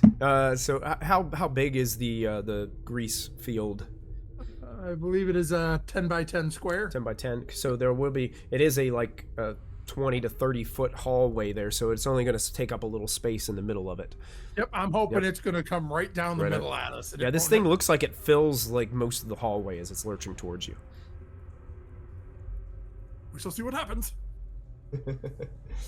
As there is a pile of grease there. Elvish, it's your turn. How strong we think this thing is? it's a big giant thing. I don't know. And I'm gonna attempt to do something. Okay. I'm gonna attempt to lightning lure this fella. Okay. He's gonna make a strength save, I believe. Strength save. You got it. All right. What's the DC? It's a 16. 16. Okay. So your lightning lore. Describe to us what that looks like. So I go. I strike a pose. And it goes 1 for the money, 2 for the show, 3 to get ready. I go, okay, I go, and it's like a lasso. A lasso, like a lightning okay. lasso, and it just like whips this dude and he yanks him towards me. So the lasso extends from EP, and as it goes to wrap around the creature, it seems to just disappear through it and fall to the floor. It's not a real creature. And he shouts that out, and it becomes Slim's turn. It's an illusion. Okay, you shout that out that it becomes that it's an illusion. Either that or What it's size me is in the this living creature? It would be considered huge. Okay, alright, it's too big for me to try and grapple it.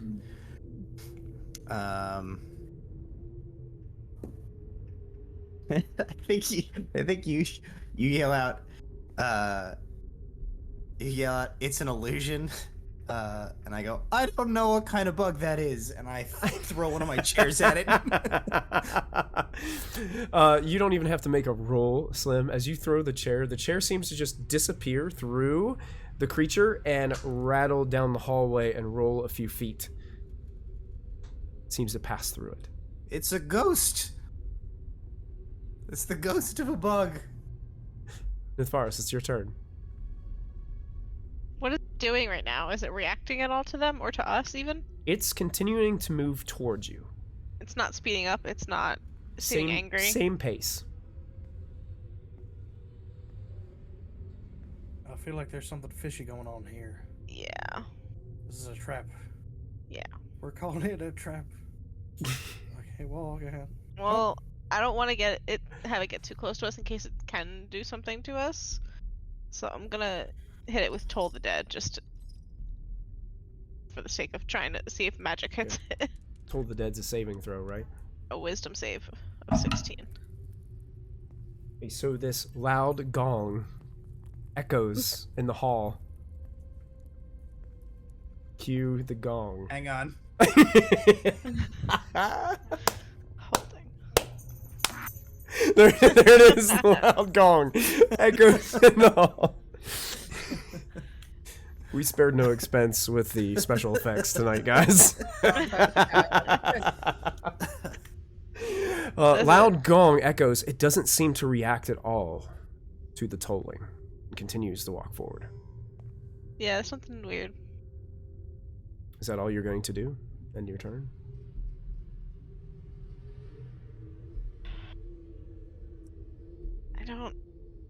I don't like this. Yeah, that's all I'm gonna do for now, because I don't. Okay. Bly, it's your Magic turn. doesn't hit it. I don't know what else to do. Okay. So You just I take out witnessed all of two- this happen, yeah? I take out 2 rapiers and I run at it screaming. Run out screaming. Okay, so you charge. And I'll spare you making rolls. Your rapier strikes just go directly through the creature, and I it keep seems to running just through it. walk through you, like you are in the creature as you're running down the hallway screaming. Yeah. And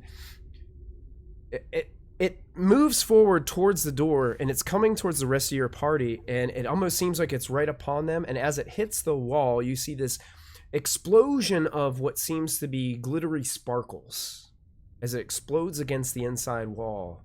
And then the sparkles just slowly fade to the ground and dissipate. Do they stick to them? No, it just disappears. Okay. So it wasn't like a glitter dust in an illusion. No. Just seemed to be some type of an illusion. Okay. Mhm. I knew that. It's fake. Okay, You let's wouldn't keep have told me going. that before I splattered grease all over the floor. What? Well, I And I didn't walk know forward and I that. fall in the grease.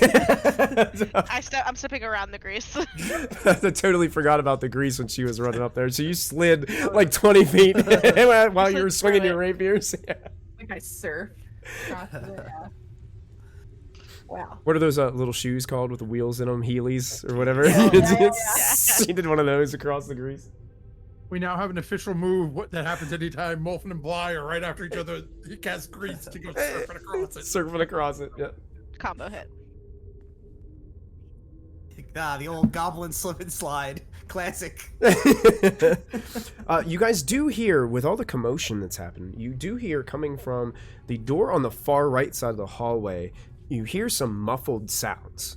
It sounds like talking, but you can't really hear what they're saying. Open this door. Let's Yeah. get it on. I go through this door. So you're going to the far door on the right that you hear the talking coming? If my party members are ready, I am gonna open it and. Yep. Yeah. I'm Okay. right Ready behind in her. action to throw a chair as soon as the door opens. Ready in action to throw a chair.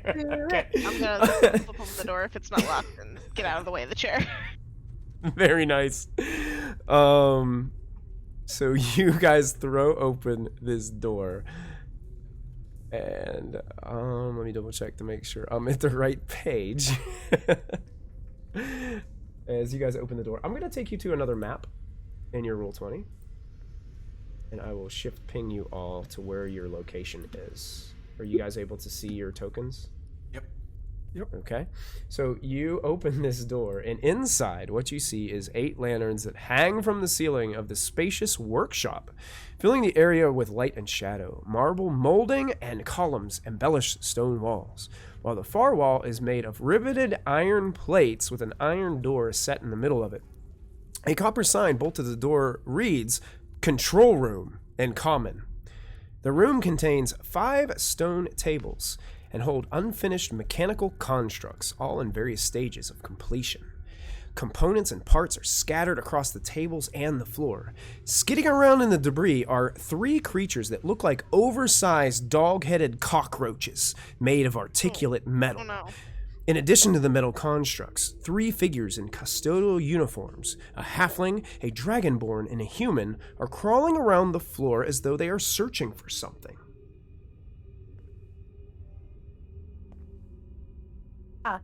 Are they looking for the chair that just flew into the room? Are you throwing the chair? Yeah, What are directly you- at this guy. Okay, go ahead and make a like ranged attack. I go, surprise attack, and I throw the chair. And I have Tavern Brawler, which I believe gives me proficiency in improvised weapons. you are proficient with the chair. So this is my roll plus my proficiency plus my dex, right? That's right. All right, so that is a. As he does this, Morphin touches himself and casts invisibility. Okay. That's a 15 with my chair. Get him, Jeremy! Oh, God. What have we done, folks? What have we done? You said 15?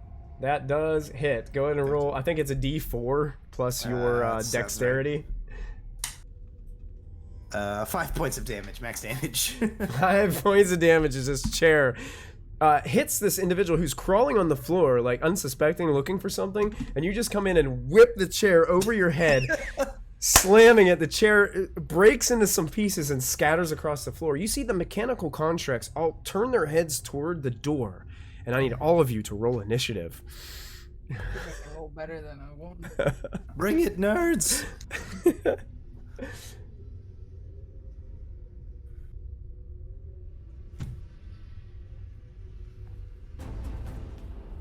Change of music. Oh no. Uh-oh. Dun, dun, dun, dun. 16 for old Slim. 18 for Nefaris. Ferris above Slim. It'll never happen again. I got a 22. 22. Wow. 8. 8 for Elvish. Molfa, what did you have? 17. 17. Nefaris, what did you have again? 18. 18. Slim had a 16, right? I think so. Maybe that's what he said. Okay. What? Me? 16. 16? Yeah. That's what I thought. Okay. Let me double check really quick. Here we go. This is what I wanted.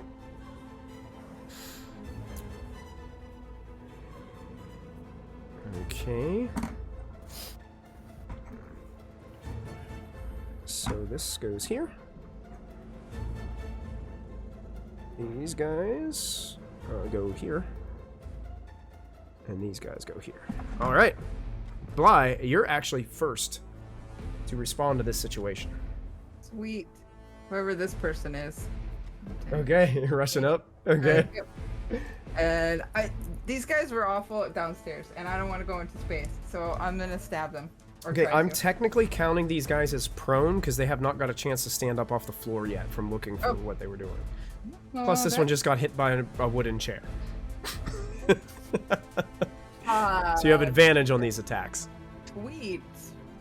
So that is a 23 That definitely hits.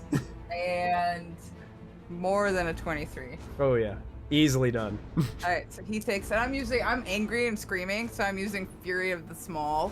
Nice. Yes. Okay. So, do you want me to do these separate, or because it was 2 attacks? It doesn't really matter. You can go ahead and roll it all Okay. for this. 19 points of damage. 19 damage. Ouch.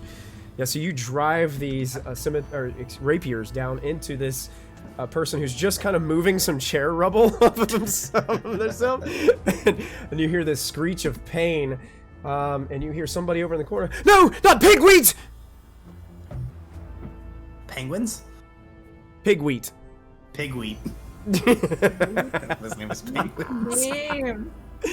Like, Bly, I think that would end your turn, correct? Yes. I can. Unless there's something else that you can do. No, I can maybe move. I gotta see how much move I actually have. Oh, here. I'll do this. I'll go. Boop. Okay, I'm done. That's Okay. it. Okay. So Technically, they would get a reaction against you, correct? Or do you have a bonus action that allows you to kind of get out of there? I have a bonus action. Yeah, so you would use your bounce away. Correct. Yeah. I think what is that? Goblins have it with their racial abilities. Yeah, and believe. I get it for a couple different things too. So Got it. the- So you 'cause I kind have rogue of and do a bard quick level. backflip out of the range of this individual as they're trying to recover. Next to go is Netheris. I'm going to cast a spiritual weapon into the room. Probably it can go 60 feet, away from me. So I'll probably pop it. Pretty much Like- anybody in the room. Yeah. Yeah. If I can hit anyone in the room, I'll head it towards the back of the room. Okay. There's Just so a mechanical construct back there and a dragonborn. There is also what looks to be another human or half elf back there. I'll put it by the dragonborn, and Okay. so that's that, and then I will. So pulling that in is just the spell, the spell to bring that in, and then I can still do a cantrip if I'm remembering how this all works correctly.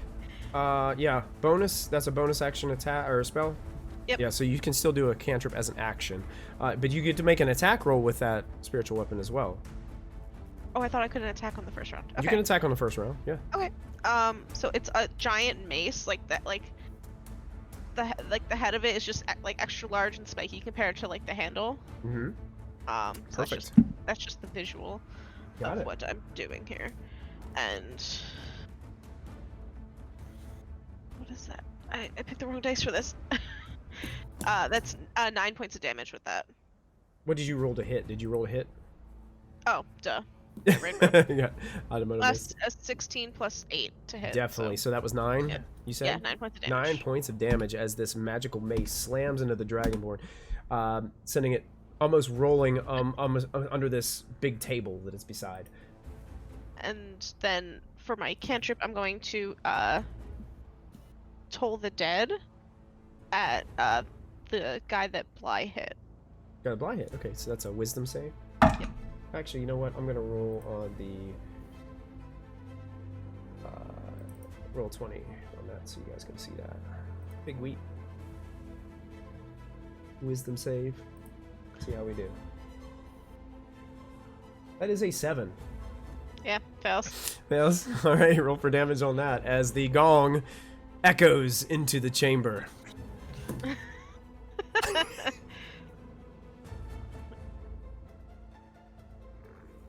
Yeah, we didn't hear it if you did. Dang. Let's just 14? assume it's there. 14 points of damage. 14 points of damage. Describe how this individual is knocked unconscious. He just grips his head from the sound and just kind of crumples. That's just it. Indeed he does. Bly, you watch it firsthand as you're done moving away. You can see that after this gong protrudes, picking up and then just falling unconscious right where he lay. Okay. I'm gonna start singing. I'm gonna eat your face. I'm gonna eat your face. Neener. Anything else, Nefaris? No, I'm gonna stay at the door. Stay at the just door? in case. Molfin, you're up I'll next. get out of the way for someone else to go in, but I'm staying. Okay. I want to keep the room. Yeah, nice people and- can. Yeah, they can move by you to get into Yeah. the room, no problem. Open is actually gonna come into the room and 10 around. Come on, there we go. Okay, yeah, so I can get over here. So, which guy do I see the floating mace on? Is he the one on my left or on The dragonborn in the back of the room.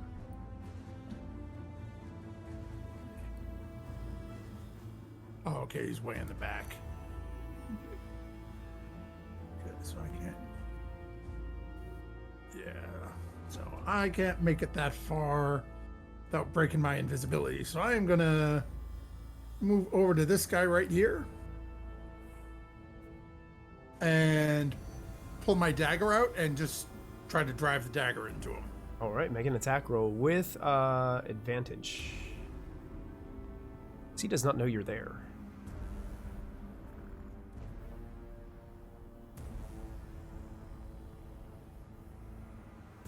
I will take that. That is a nat 20 to hit. Nice. Oh, yeah, critical hit as you strike it right in the neck. Go ahead and roll your damage.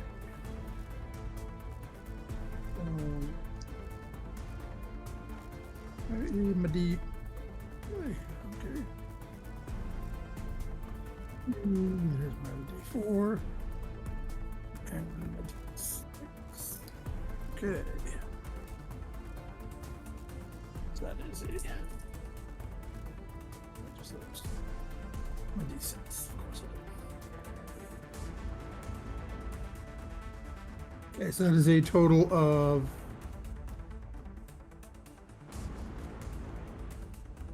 that is a total of 13 points of piercing damage. 13 piercing damage. Yeah, this thing is heavily armored, but you find a weak spot in its armor and just drive the dagger into it. You can see these blue sparks kind of fly out of the wound as you jam it and then pull the dagger back out. So you did attack, so would that take your invisibility off? Yep, or did you? so Okay. Molten is no longer invisible. All right. Wolfen And becomes visible in the room. as that looks over at Lion. Sorry, dear, but this is no place for me. And bonus action cast Misty Step. Nice. Right back out. Oh, nice. Right back out of the room, got it. And with a vanish of sparks of arcane energy, Molfen is gone. These are what these things look like. So you guys get a better look at them in the roll 20. As Molfen has stabbed one in the throat. Like it. Three beautiful things. That brings us to Slim Okay. with Elvish on deck.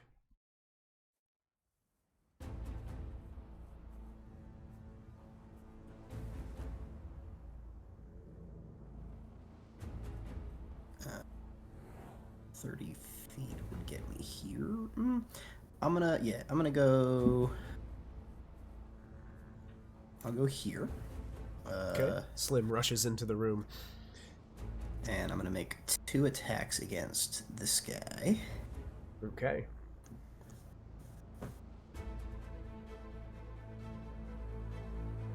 Oh, nat 20. Nat 20 again. Look at this, guys. And a 24. Those both hits. So you can roll your damage. I like to say if you roll a crit, roll like all the dice and add it together.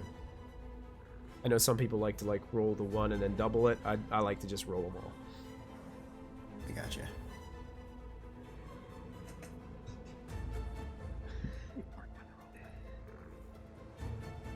That's right, chat. We've got the nat 20s flowing tonight for the party. They're rolling in them. Doesn't bode well for me.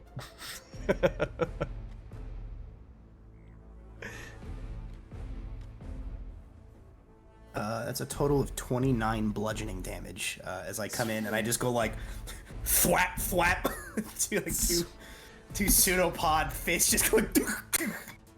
Gears and other pieces start to just fall off of this creature as one of its legs seems to fold loosely off to the side. It is still up, but it is definitely badly hurt.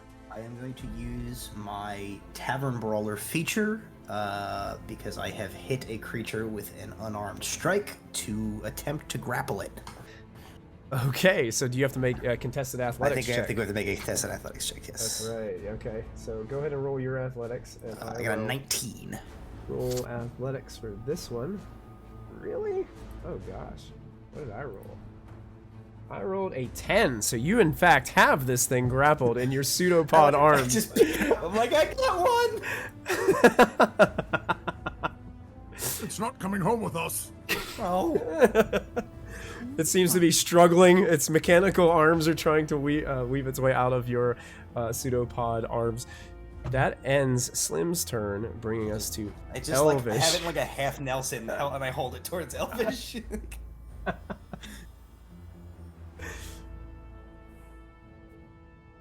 gonna take the shit out of that thing.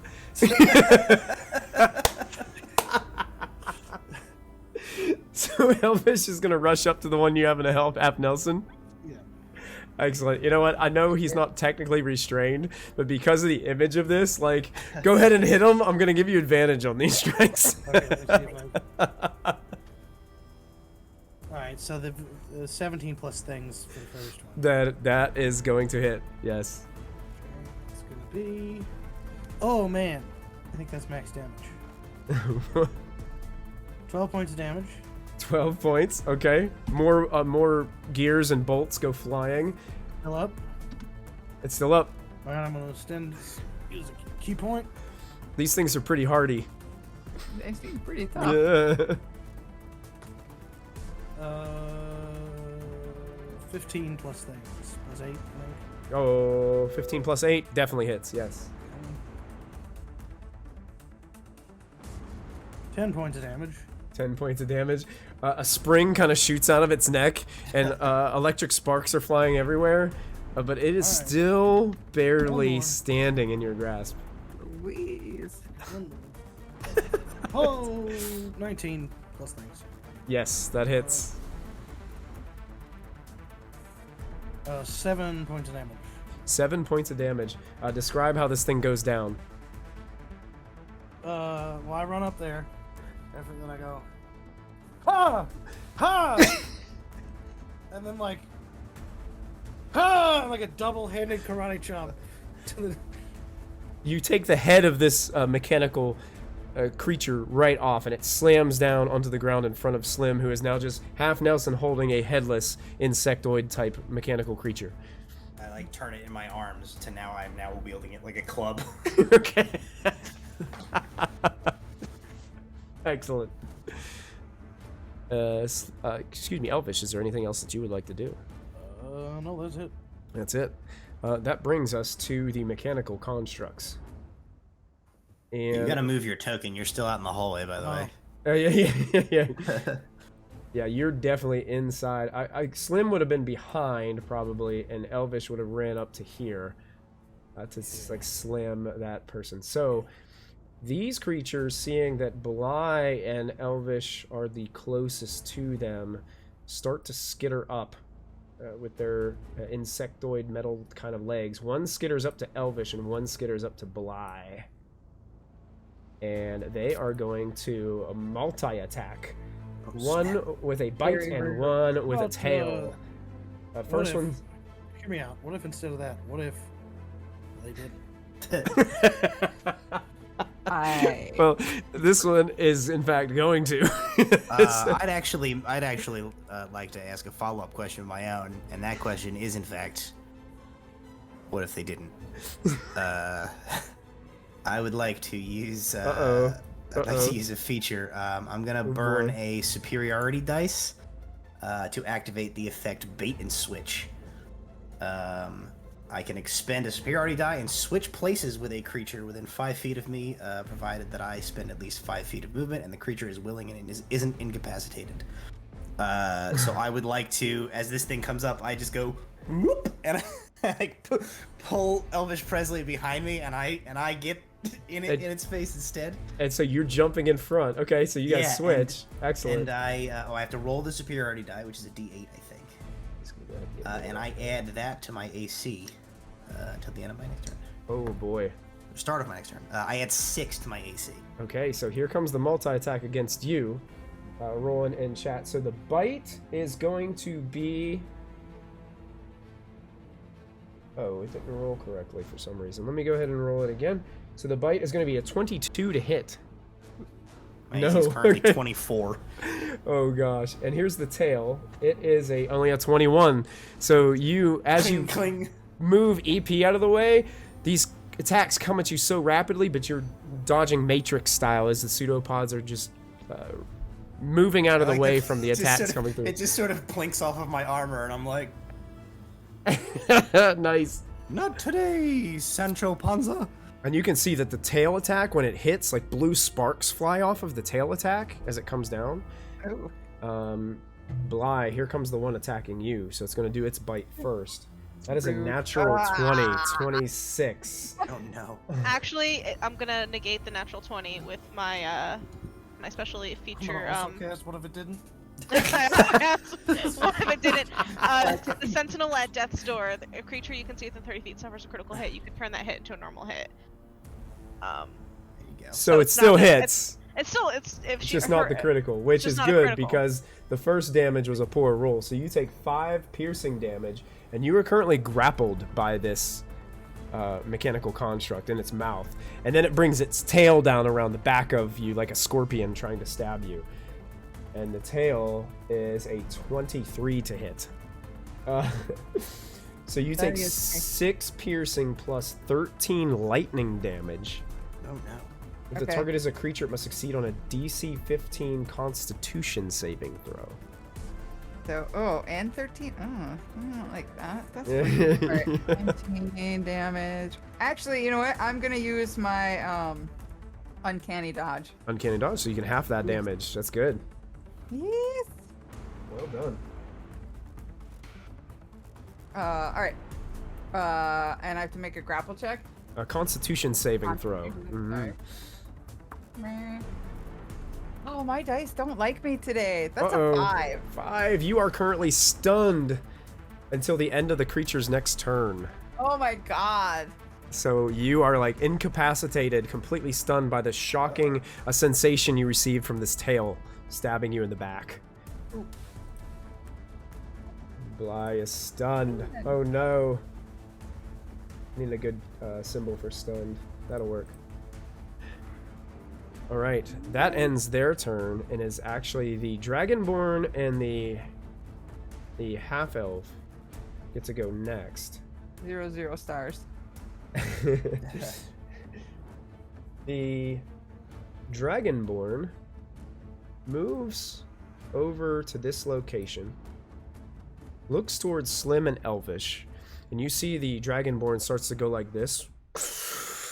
And you can see its neck start to glow with this blue glow as lightning seems to start zapping up towards his throat, and he opens his mouth and unleashes his lightning breath towards both of you. I need both of you to make dexterity saving throws for me. Not good. 5. 5? Okay. 5. That is going to fail. Actually, excuse me. This isn't lightning, this is fire. So it's red glow and fire protrudes out.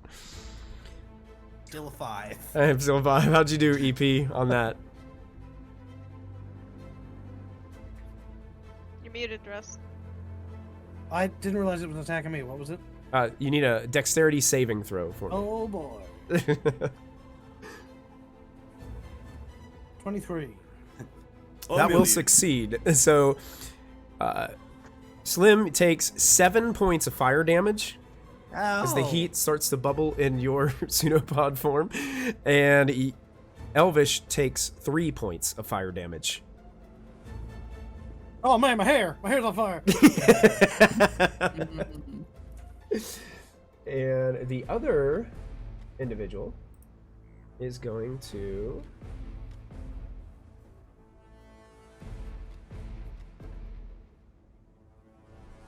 rush up to Slim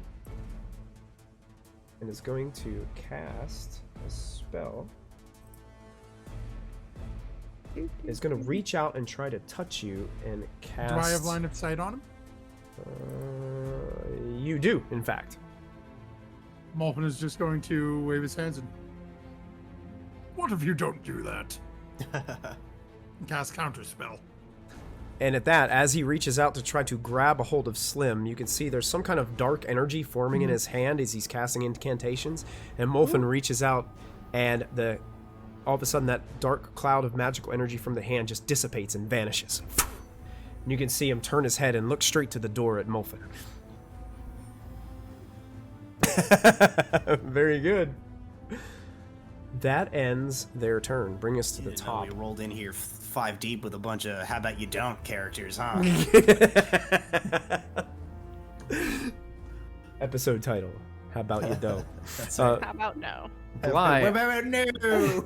Bly, unfortunately, you are stunned currently, so that is your turn. Fabulous. And we go to Now I'm on fun, right? Oh no, it's on. it's end of its turn. Yeah. So Nithvaris, you're up next. Nithvaris. Okay, I'm going to move my spiritual weapon and hit the guy that just tried to do magic on Slim. Okay. Yeah, you can do that. Mhm.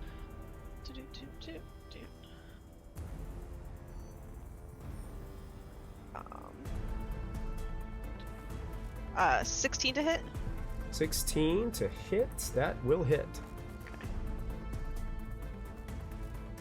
10 points of damage. 10 damage. as the mace slams upon the head of this half elf. And so that's my bonus action with that. Yep. Now. And then I'm going to cast. I'm gonna move into the room a little bit. Okay. Just to get better view here for everybody. And I'm going to cast Bane on the let's see, who do I want to hit? I want to hit the Dragonborn, the guy I just hit with the spiritual weapon, and the construct holding Bly. Okay. What's the saving throw on those? The on Bane is Charisma 16. Charisma 16. Here's the creature. That's a 5. Okay, so that fails. So it's that Bane. one fails the Bane. I'm just gonna put a little like purple mark on there so I know. The you said charisma. Oh. Yep. It's a 10. Okay. That's a fail. Okay. And let me grab one last character sheet. Where did his go? There it is. Charisma. That is a 21. Dragonborn. So 21 succeeds, but the other 21 succeeds. So they have negatives to their attacks and saving throws. D4, correct? D4. Gotcha. All right. So these creatures are kind of cascading in a strange purple energy. It seems to be an aura swimming around them. And Nithvaris, is there anything else that you want to do? Or is that it? I just out of self-preservation, since I moved in a little, I'm gonna move back just a little. Okay. And keeping an eye on my friends, but staying right there. Now, I believe this creature will get to make an attack of opportunity against you. Yep. You moved away from it. But It is it's going to try to. Bane. It's going to try to bite you with its bane. Mm-hmm. Does a 16 even hit you? It hits. Well, let me see the bane. So 14 would be the actual roll. So with the bane, it tries to latch onto you with its mechanical teeth as you move out of the way, safe from its grasp. I'm just going nope. Backing up quickly. Nice. Molfin with Slim on deck. Okay, Molfin has 2 ideas. Neither one's really good. Or rather, they're both really entertaining. I'm not sure which is a better call. How is everyone in the room looking? Let's stick his head in, looking at Elvish, Slim, and Bly. How's everyone looking? Okay. Bly's looking at Bly is stars. bloodied. Yeah. Bly's not feeling great. Bly's hurting. Bly hurting real bad? Bly is some entrails are hanging out, but you know. Oh, no. I'm Terrible. She's wiry. Molfin's gonna look over and Come on, Mike. Molfin's gonna look over to Nithvaris. Let's hope this works better. And I may need your help afterwards. Yep, I gotcha. And Molfin is gonna sort of step down to the door and start casting a spell as you watch this darkened energy start to climb up his neck and into his face. As Molfin is going to cast Life Transference. Oh boy. As soon as I can find my D8s. Sounds creepy. I approve. Throw it on the floor. Because, you know, genius. Okay. Let's see. Oh, that's gonna hurt. Hurt you, help her. It's a weird Oh, yeah. situation. I've rolled 3 out of the 4. I've rolled 7, 8, 8. Oof. Okay, and a 1. So that is 22. Molfin Molfin takes 24 points of damage. Bly, you are healed for 48. 48 hit points to Holy Bly. As your wounds begin to close and heal, you're still stunned, I am still stunned. but I you're am in much not better fully condition. healed either. You still have some damage, Yes. but you definitely look a lot better than you did. Yeah, a lot better, yeah. How bad does Molfin look now? Molfin is actually not even bloodied yet. Oh wow, look at that. It's I don't know, but Molfin is going to actually. Everyone else is in the room. Yeah. Molfin is going to. Yeah, Molfin's going to stay where he is, just doing one of those like. We're making a lot of noise. Is anybody coming? Anyone around? At first, I thought you were gonna say everybody else is in the room. Muffin's gonna leave Candlekeep. And so, Molfin's going to Molfin. close the I'm- door. Molfin just locks us in. I'm out of here. The truck That was just Molfin's realized other choice. His other spell, he just would have closed the door and said, "Let be what happens." Okay, perfect. After Molfin is Slim. Okay, I am going to a bunch of stuff. I'm going to make an attack roll against this guy. Okay. Start. Not the best, but let's see.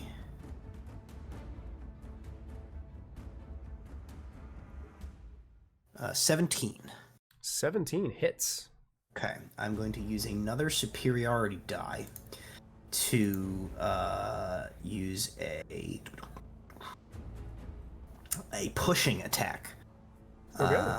So I deal 7 points of bludgeoning damage as I just haul back and I like King of Sparta kick this guy in the chest and I push him 15 feet directly away from me. Okay. So I basically am trying to kick this guy into this guy. Oh yeah, that definitely happens.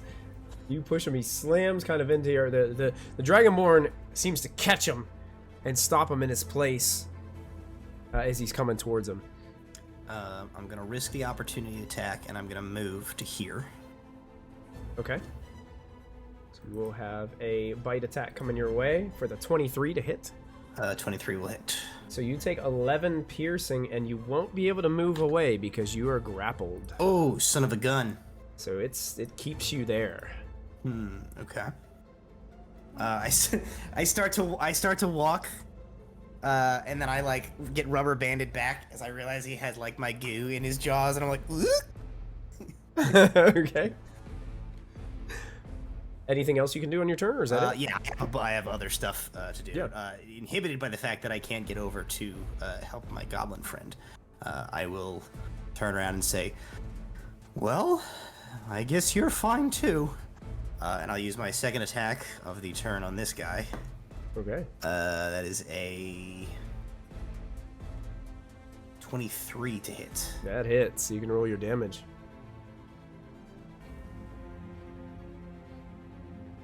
10 points of bludgeoning damage. 10 points of bludgeoning damage. How's this thing looking? Still looking pretty good. Okay, Hasn't taken a lot of damage. I'm gonna use my bonus action and try and grapple it back. Okay. Contested athletics. You got it. 14. 19. 19. You have it in your grasp. It's wiggling around Just again. hugging each other. Just bear It's hugging biting this mechanical construct. You got it. Once again, I just turn it towards Elvis Presley. Nice.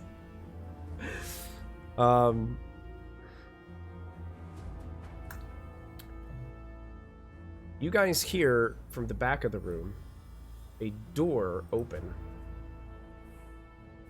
And you see a gnome, an old gnome, walk out from the door that was labeled control room.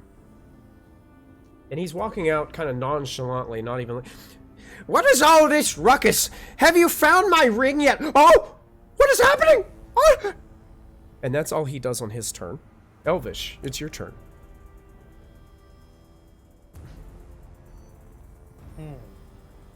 That must be Rupee Bumpersons or whatever.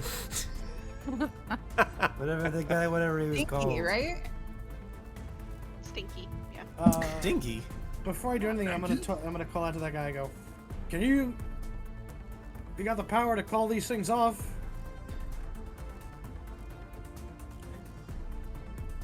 Make a persuasion check.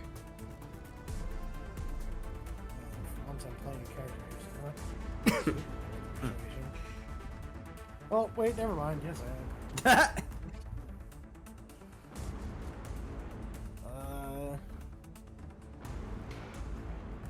25. 25. It's pretty persuasive. But he looks at, oh dear, I would, but I lost my ring that controls them. They're just programmed to attack any intruder. They'll keep attacking you until you are dead. God damn it. And then alright, now I'm gonna shot this guy. Do it. 19 to hit. That will hit. It's only 6 points of damage. 6, okay. Gears and metal parts fly off of it as you're punching and kicking and karate kicking it. All reliable. Key point.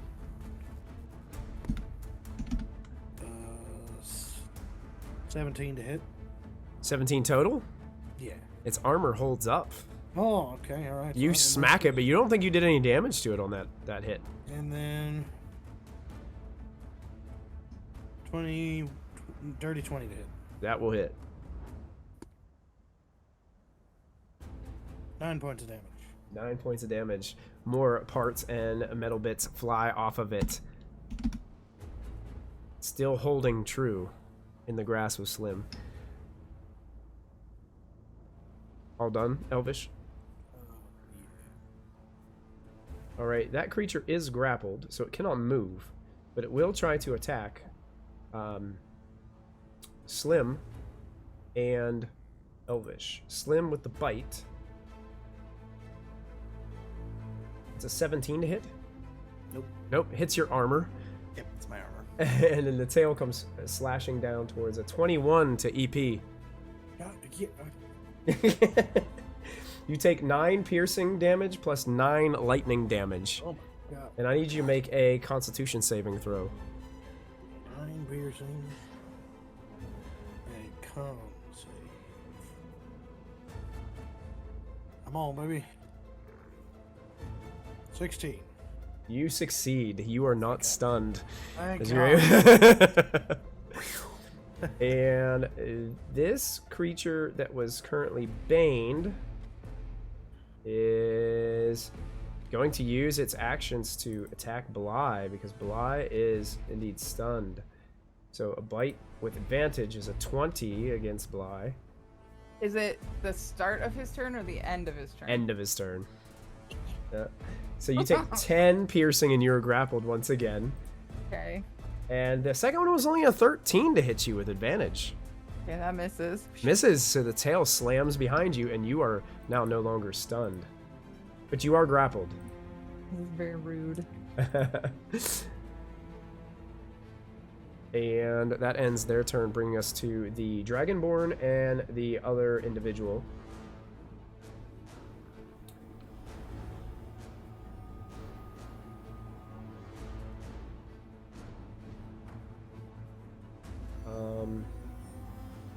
All of a sudden, this half-elf starts casting some arcane... it's just some symbols in the air, like tracing them with the fingers. Slim, cast counter spell again. Again. Oh, and as that happens, dissipated. He looks over, very frustrated towards the gnome wizard. The Dragonborn, then seeing you out there, Molfin, starts to take a few steps towards you. Step there, and is going to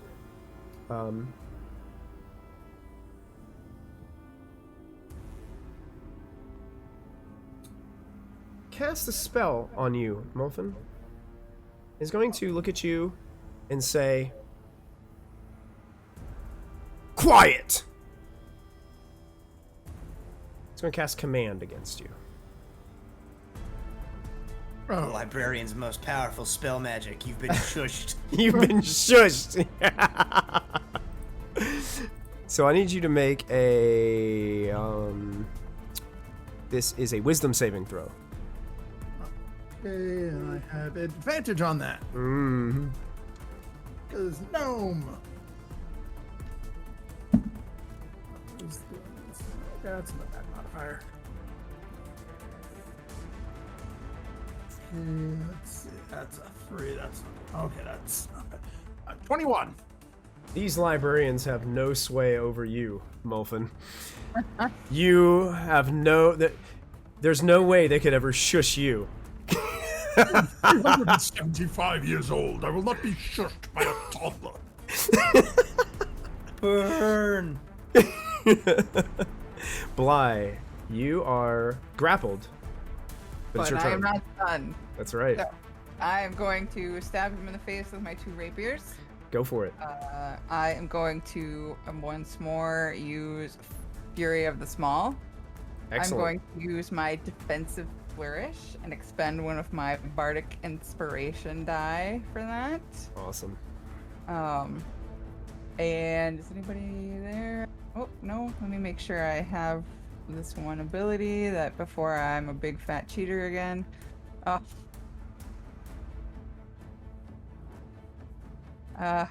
Okay.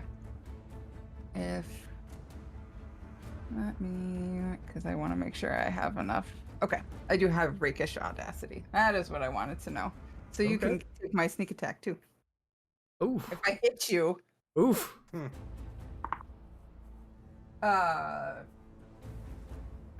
is a 22 and a 24.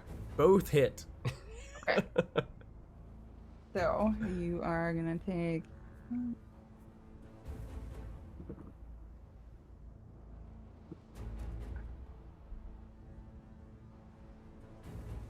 This could be a lot of damage, folks.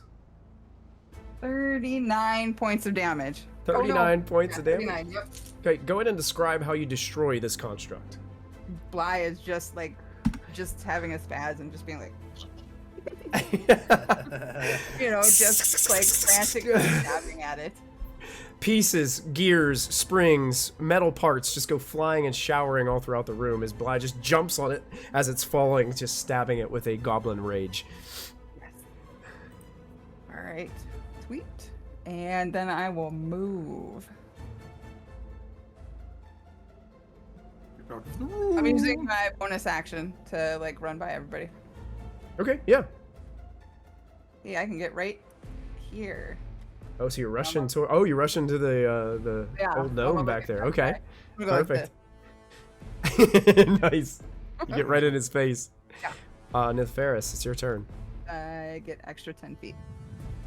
Going to carefully, so I don't get in these guys' range, just move a little bit here. Wait, hold on. I have a concern. Is there anywhere in this room I can go that has everyone, including Molfin, out in the hallway within 30 feet of me? I don't think so, right?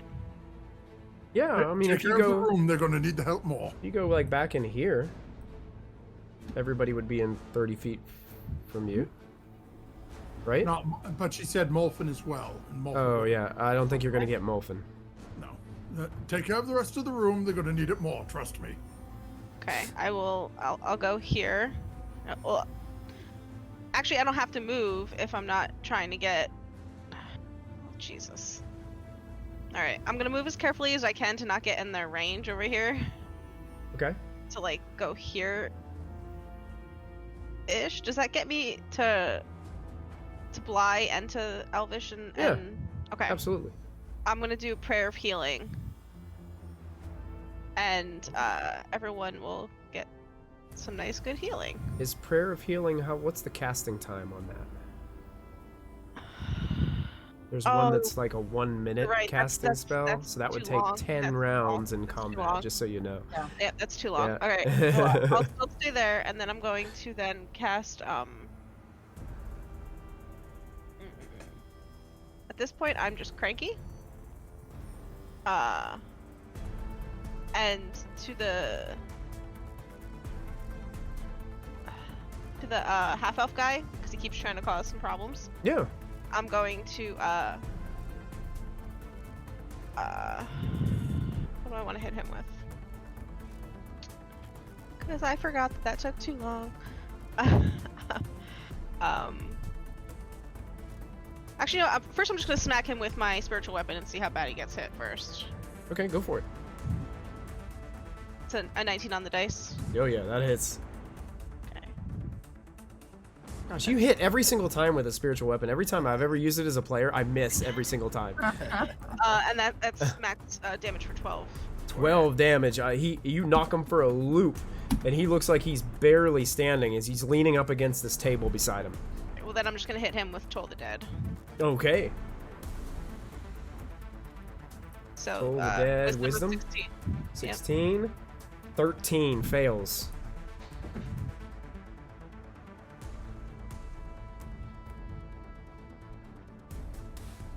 Yep. 16 points of damage. His knees buckle, and he falls down. there it is, yes.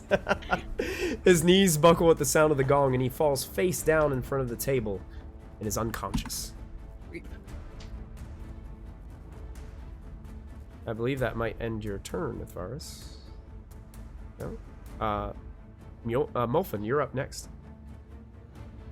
Okay.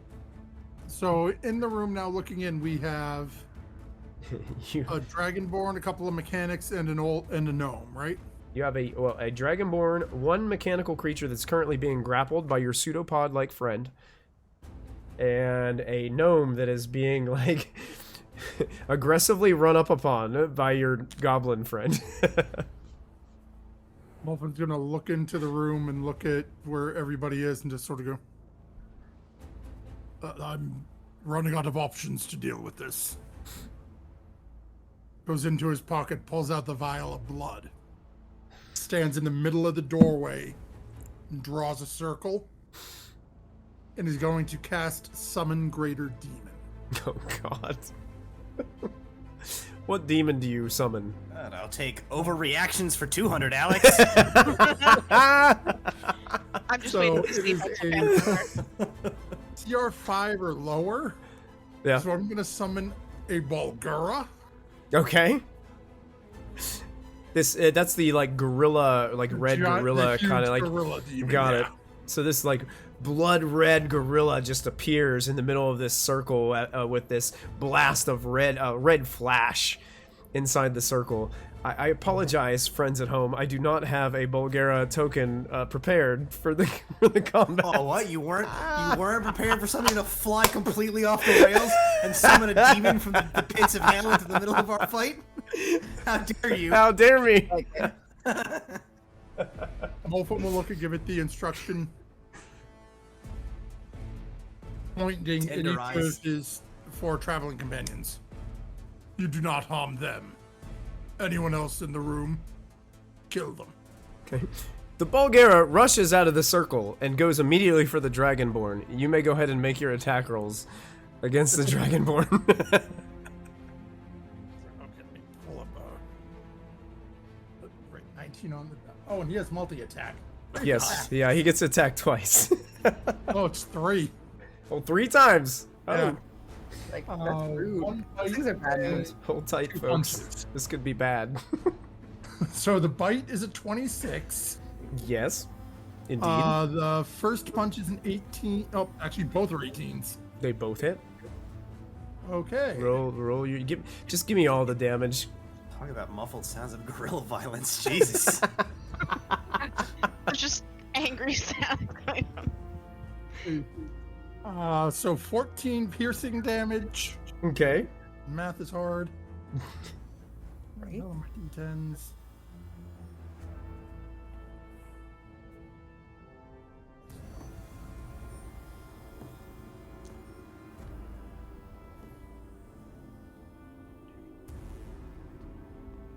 .21 points of bludgeoning damage. Okay. You guys in the room see a massive red demon gorilla run into the room, pick up the Dragonborn, and slam him through the table next to him. Pieces of mechanical construct go flying everywhere as this Dragonborn has been knocked completely unconscious. And then Molten is going to start just sort of backing away, like backing out of the circle. Basically, at the end of each turn, this thing makes a charisma save. See whether or not it keeps following my instructions or just goes mad and attacks anything that messes with it. Okay, go ahead and make the save and let me know how you do. I feel We're gonna go to Slim next. You have a mechanical construct Well, grappled. it's not anything that messes with it, so just don't fight the So Slim is like holding this like struggling mechanical construct as like just like spurts of like splattered guy in his armor. He goes, oh, okay. And I'm just gonna try and beat this guy up here. Go for it. So I'll make 2 attacks. Ooh. That's an 18 plus a whole bunch of stuff. So I'm assuming that's gonna hit. Definitely hits. Yep. From the first attack, that is 8 points of bludgeoning damage. Okay. Then a 17 to hit. 17 actually holds up. You hit, you put a dent in it, but it doesn't damage it. Okay, I'm gonna let's throw everything in the kitchen sink at it. Let's give it the good old action surge. Oh, there we go. Yes. And make another pair of attacks. Go for it. Alrighty.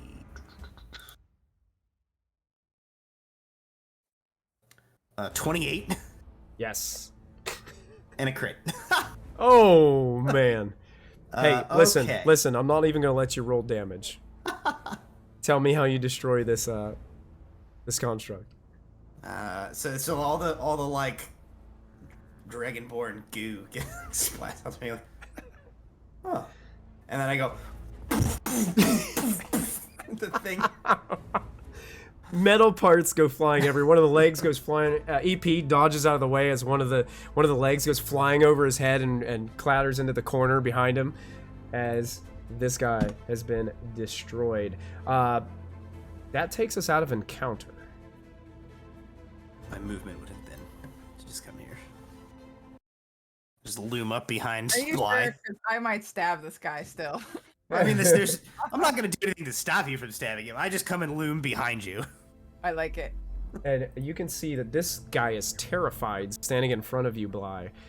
He's like, oh my goodness, what has happened? Oh, they were just searching for my ring. I was about to get... Do a pocket into the sky or something. I don't really understand. Oh, I was gonna get the barn door into space. I was this close. Can I ask you a question? Go ahead. Why would you want to do that? Because these precious books, all these precious books, all this knowledge, and we're just sharing it willy-nilly with anyone who comes along. Should only be for the eyes and the brains of the avowed. Okay, counterpoint. First of all, on a more philosophical base, isn't knowledge meant to be shared? Second of all, if you take these books and you go to goddamn space with them, what are you gonna do with them? You're gonna be in space. Read all you want, but can't do anything about it. That doesn't matter. At least the books will be safe. Well, they don't. No one can hear you spell. And I take a thumb and I go like, and I draw like a smiley face in the like guts on my helmet. Oh, nasty. And then I go, how are we gonna play this, buddy? And then I draw like a pair of angry eyes, like angry eyebrows above my eyes. Your choice. I'll just flash thaumaturgy eyes, like That's fiendish fabulous. red from across the room, and locking eyes with him. I'm assuming the demon is probably coming close too. Yeah. He's like lurching forward, and he looks over your shoulder, seeing this demon like starting to move across the room, and hides behind Bly.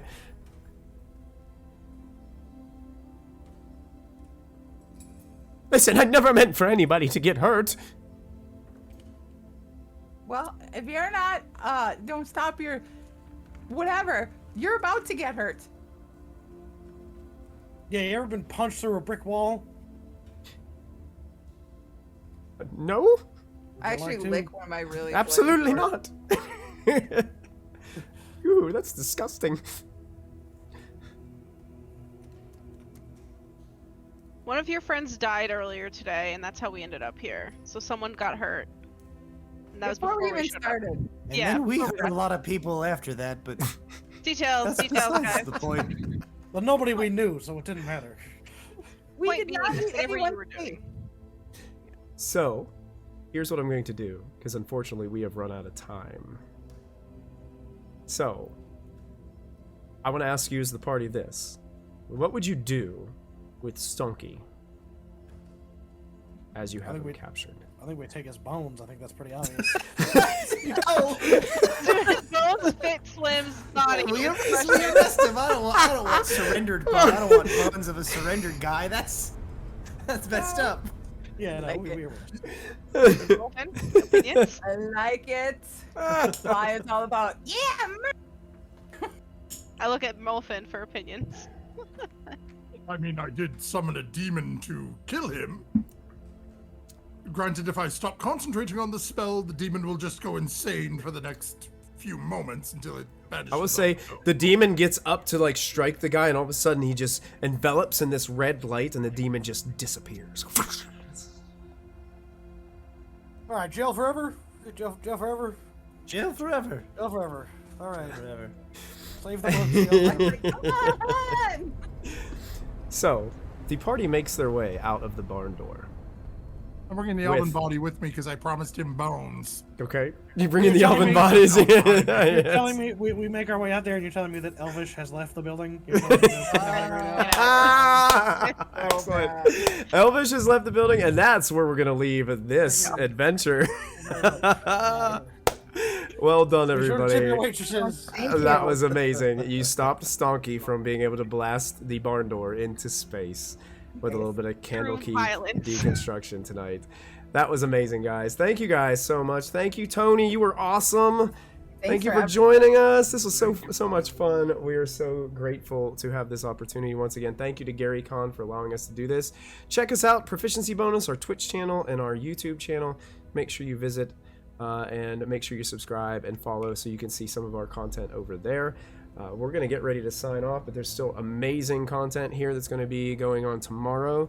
So make sure you tune into GaryCon for some more virtual gaming right here on the Twitch channel. And also, if you're live in Lake Geneva, Wisconsin right now and having a blast or watching us too, I hope you guys are enjoying the convention and getting to meet a lot of cool people and getting to play a lot of games with your friends, because that's what this is about. So make sure you take advantage of it. Does anybody else have anything we got to say before we log out tonight? Toni, where can people find you if they want to find out what you're up to? The easiest way is to follow me on Twitter, which is at Vorgryth, VORGRYTH. I do use Instagram, but not as often, just because I'm too talky for that. Excellent. Well, you guys heard it. Make sure you go follow her and pick up some Candlekeep Mysteries and check out her adventure in the back, because I didn't read it because I want to play it. But I'm sure it is fabulous, so make sure you go check it out and support If you her. guys want, I'll run it for you sometime. That would be Oh, there we awesome. go. I would be so down for that. I'll bring Don't make Elvish back promises to you don't ruin wanna our keep. days. Yeah, make sure. We're gonna just gonna make schedule sure. this. We are going to Fine. schedule this. You heard it here first, GaryCon. It's gonna happen. So thank you guys so much for hanging out with us. We're gonna go ahead and take off. But until next time, folks, don't forget to add your proficiency bonus. Have a good night, everybody. Enjoy GaryCon.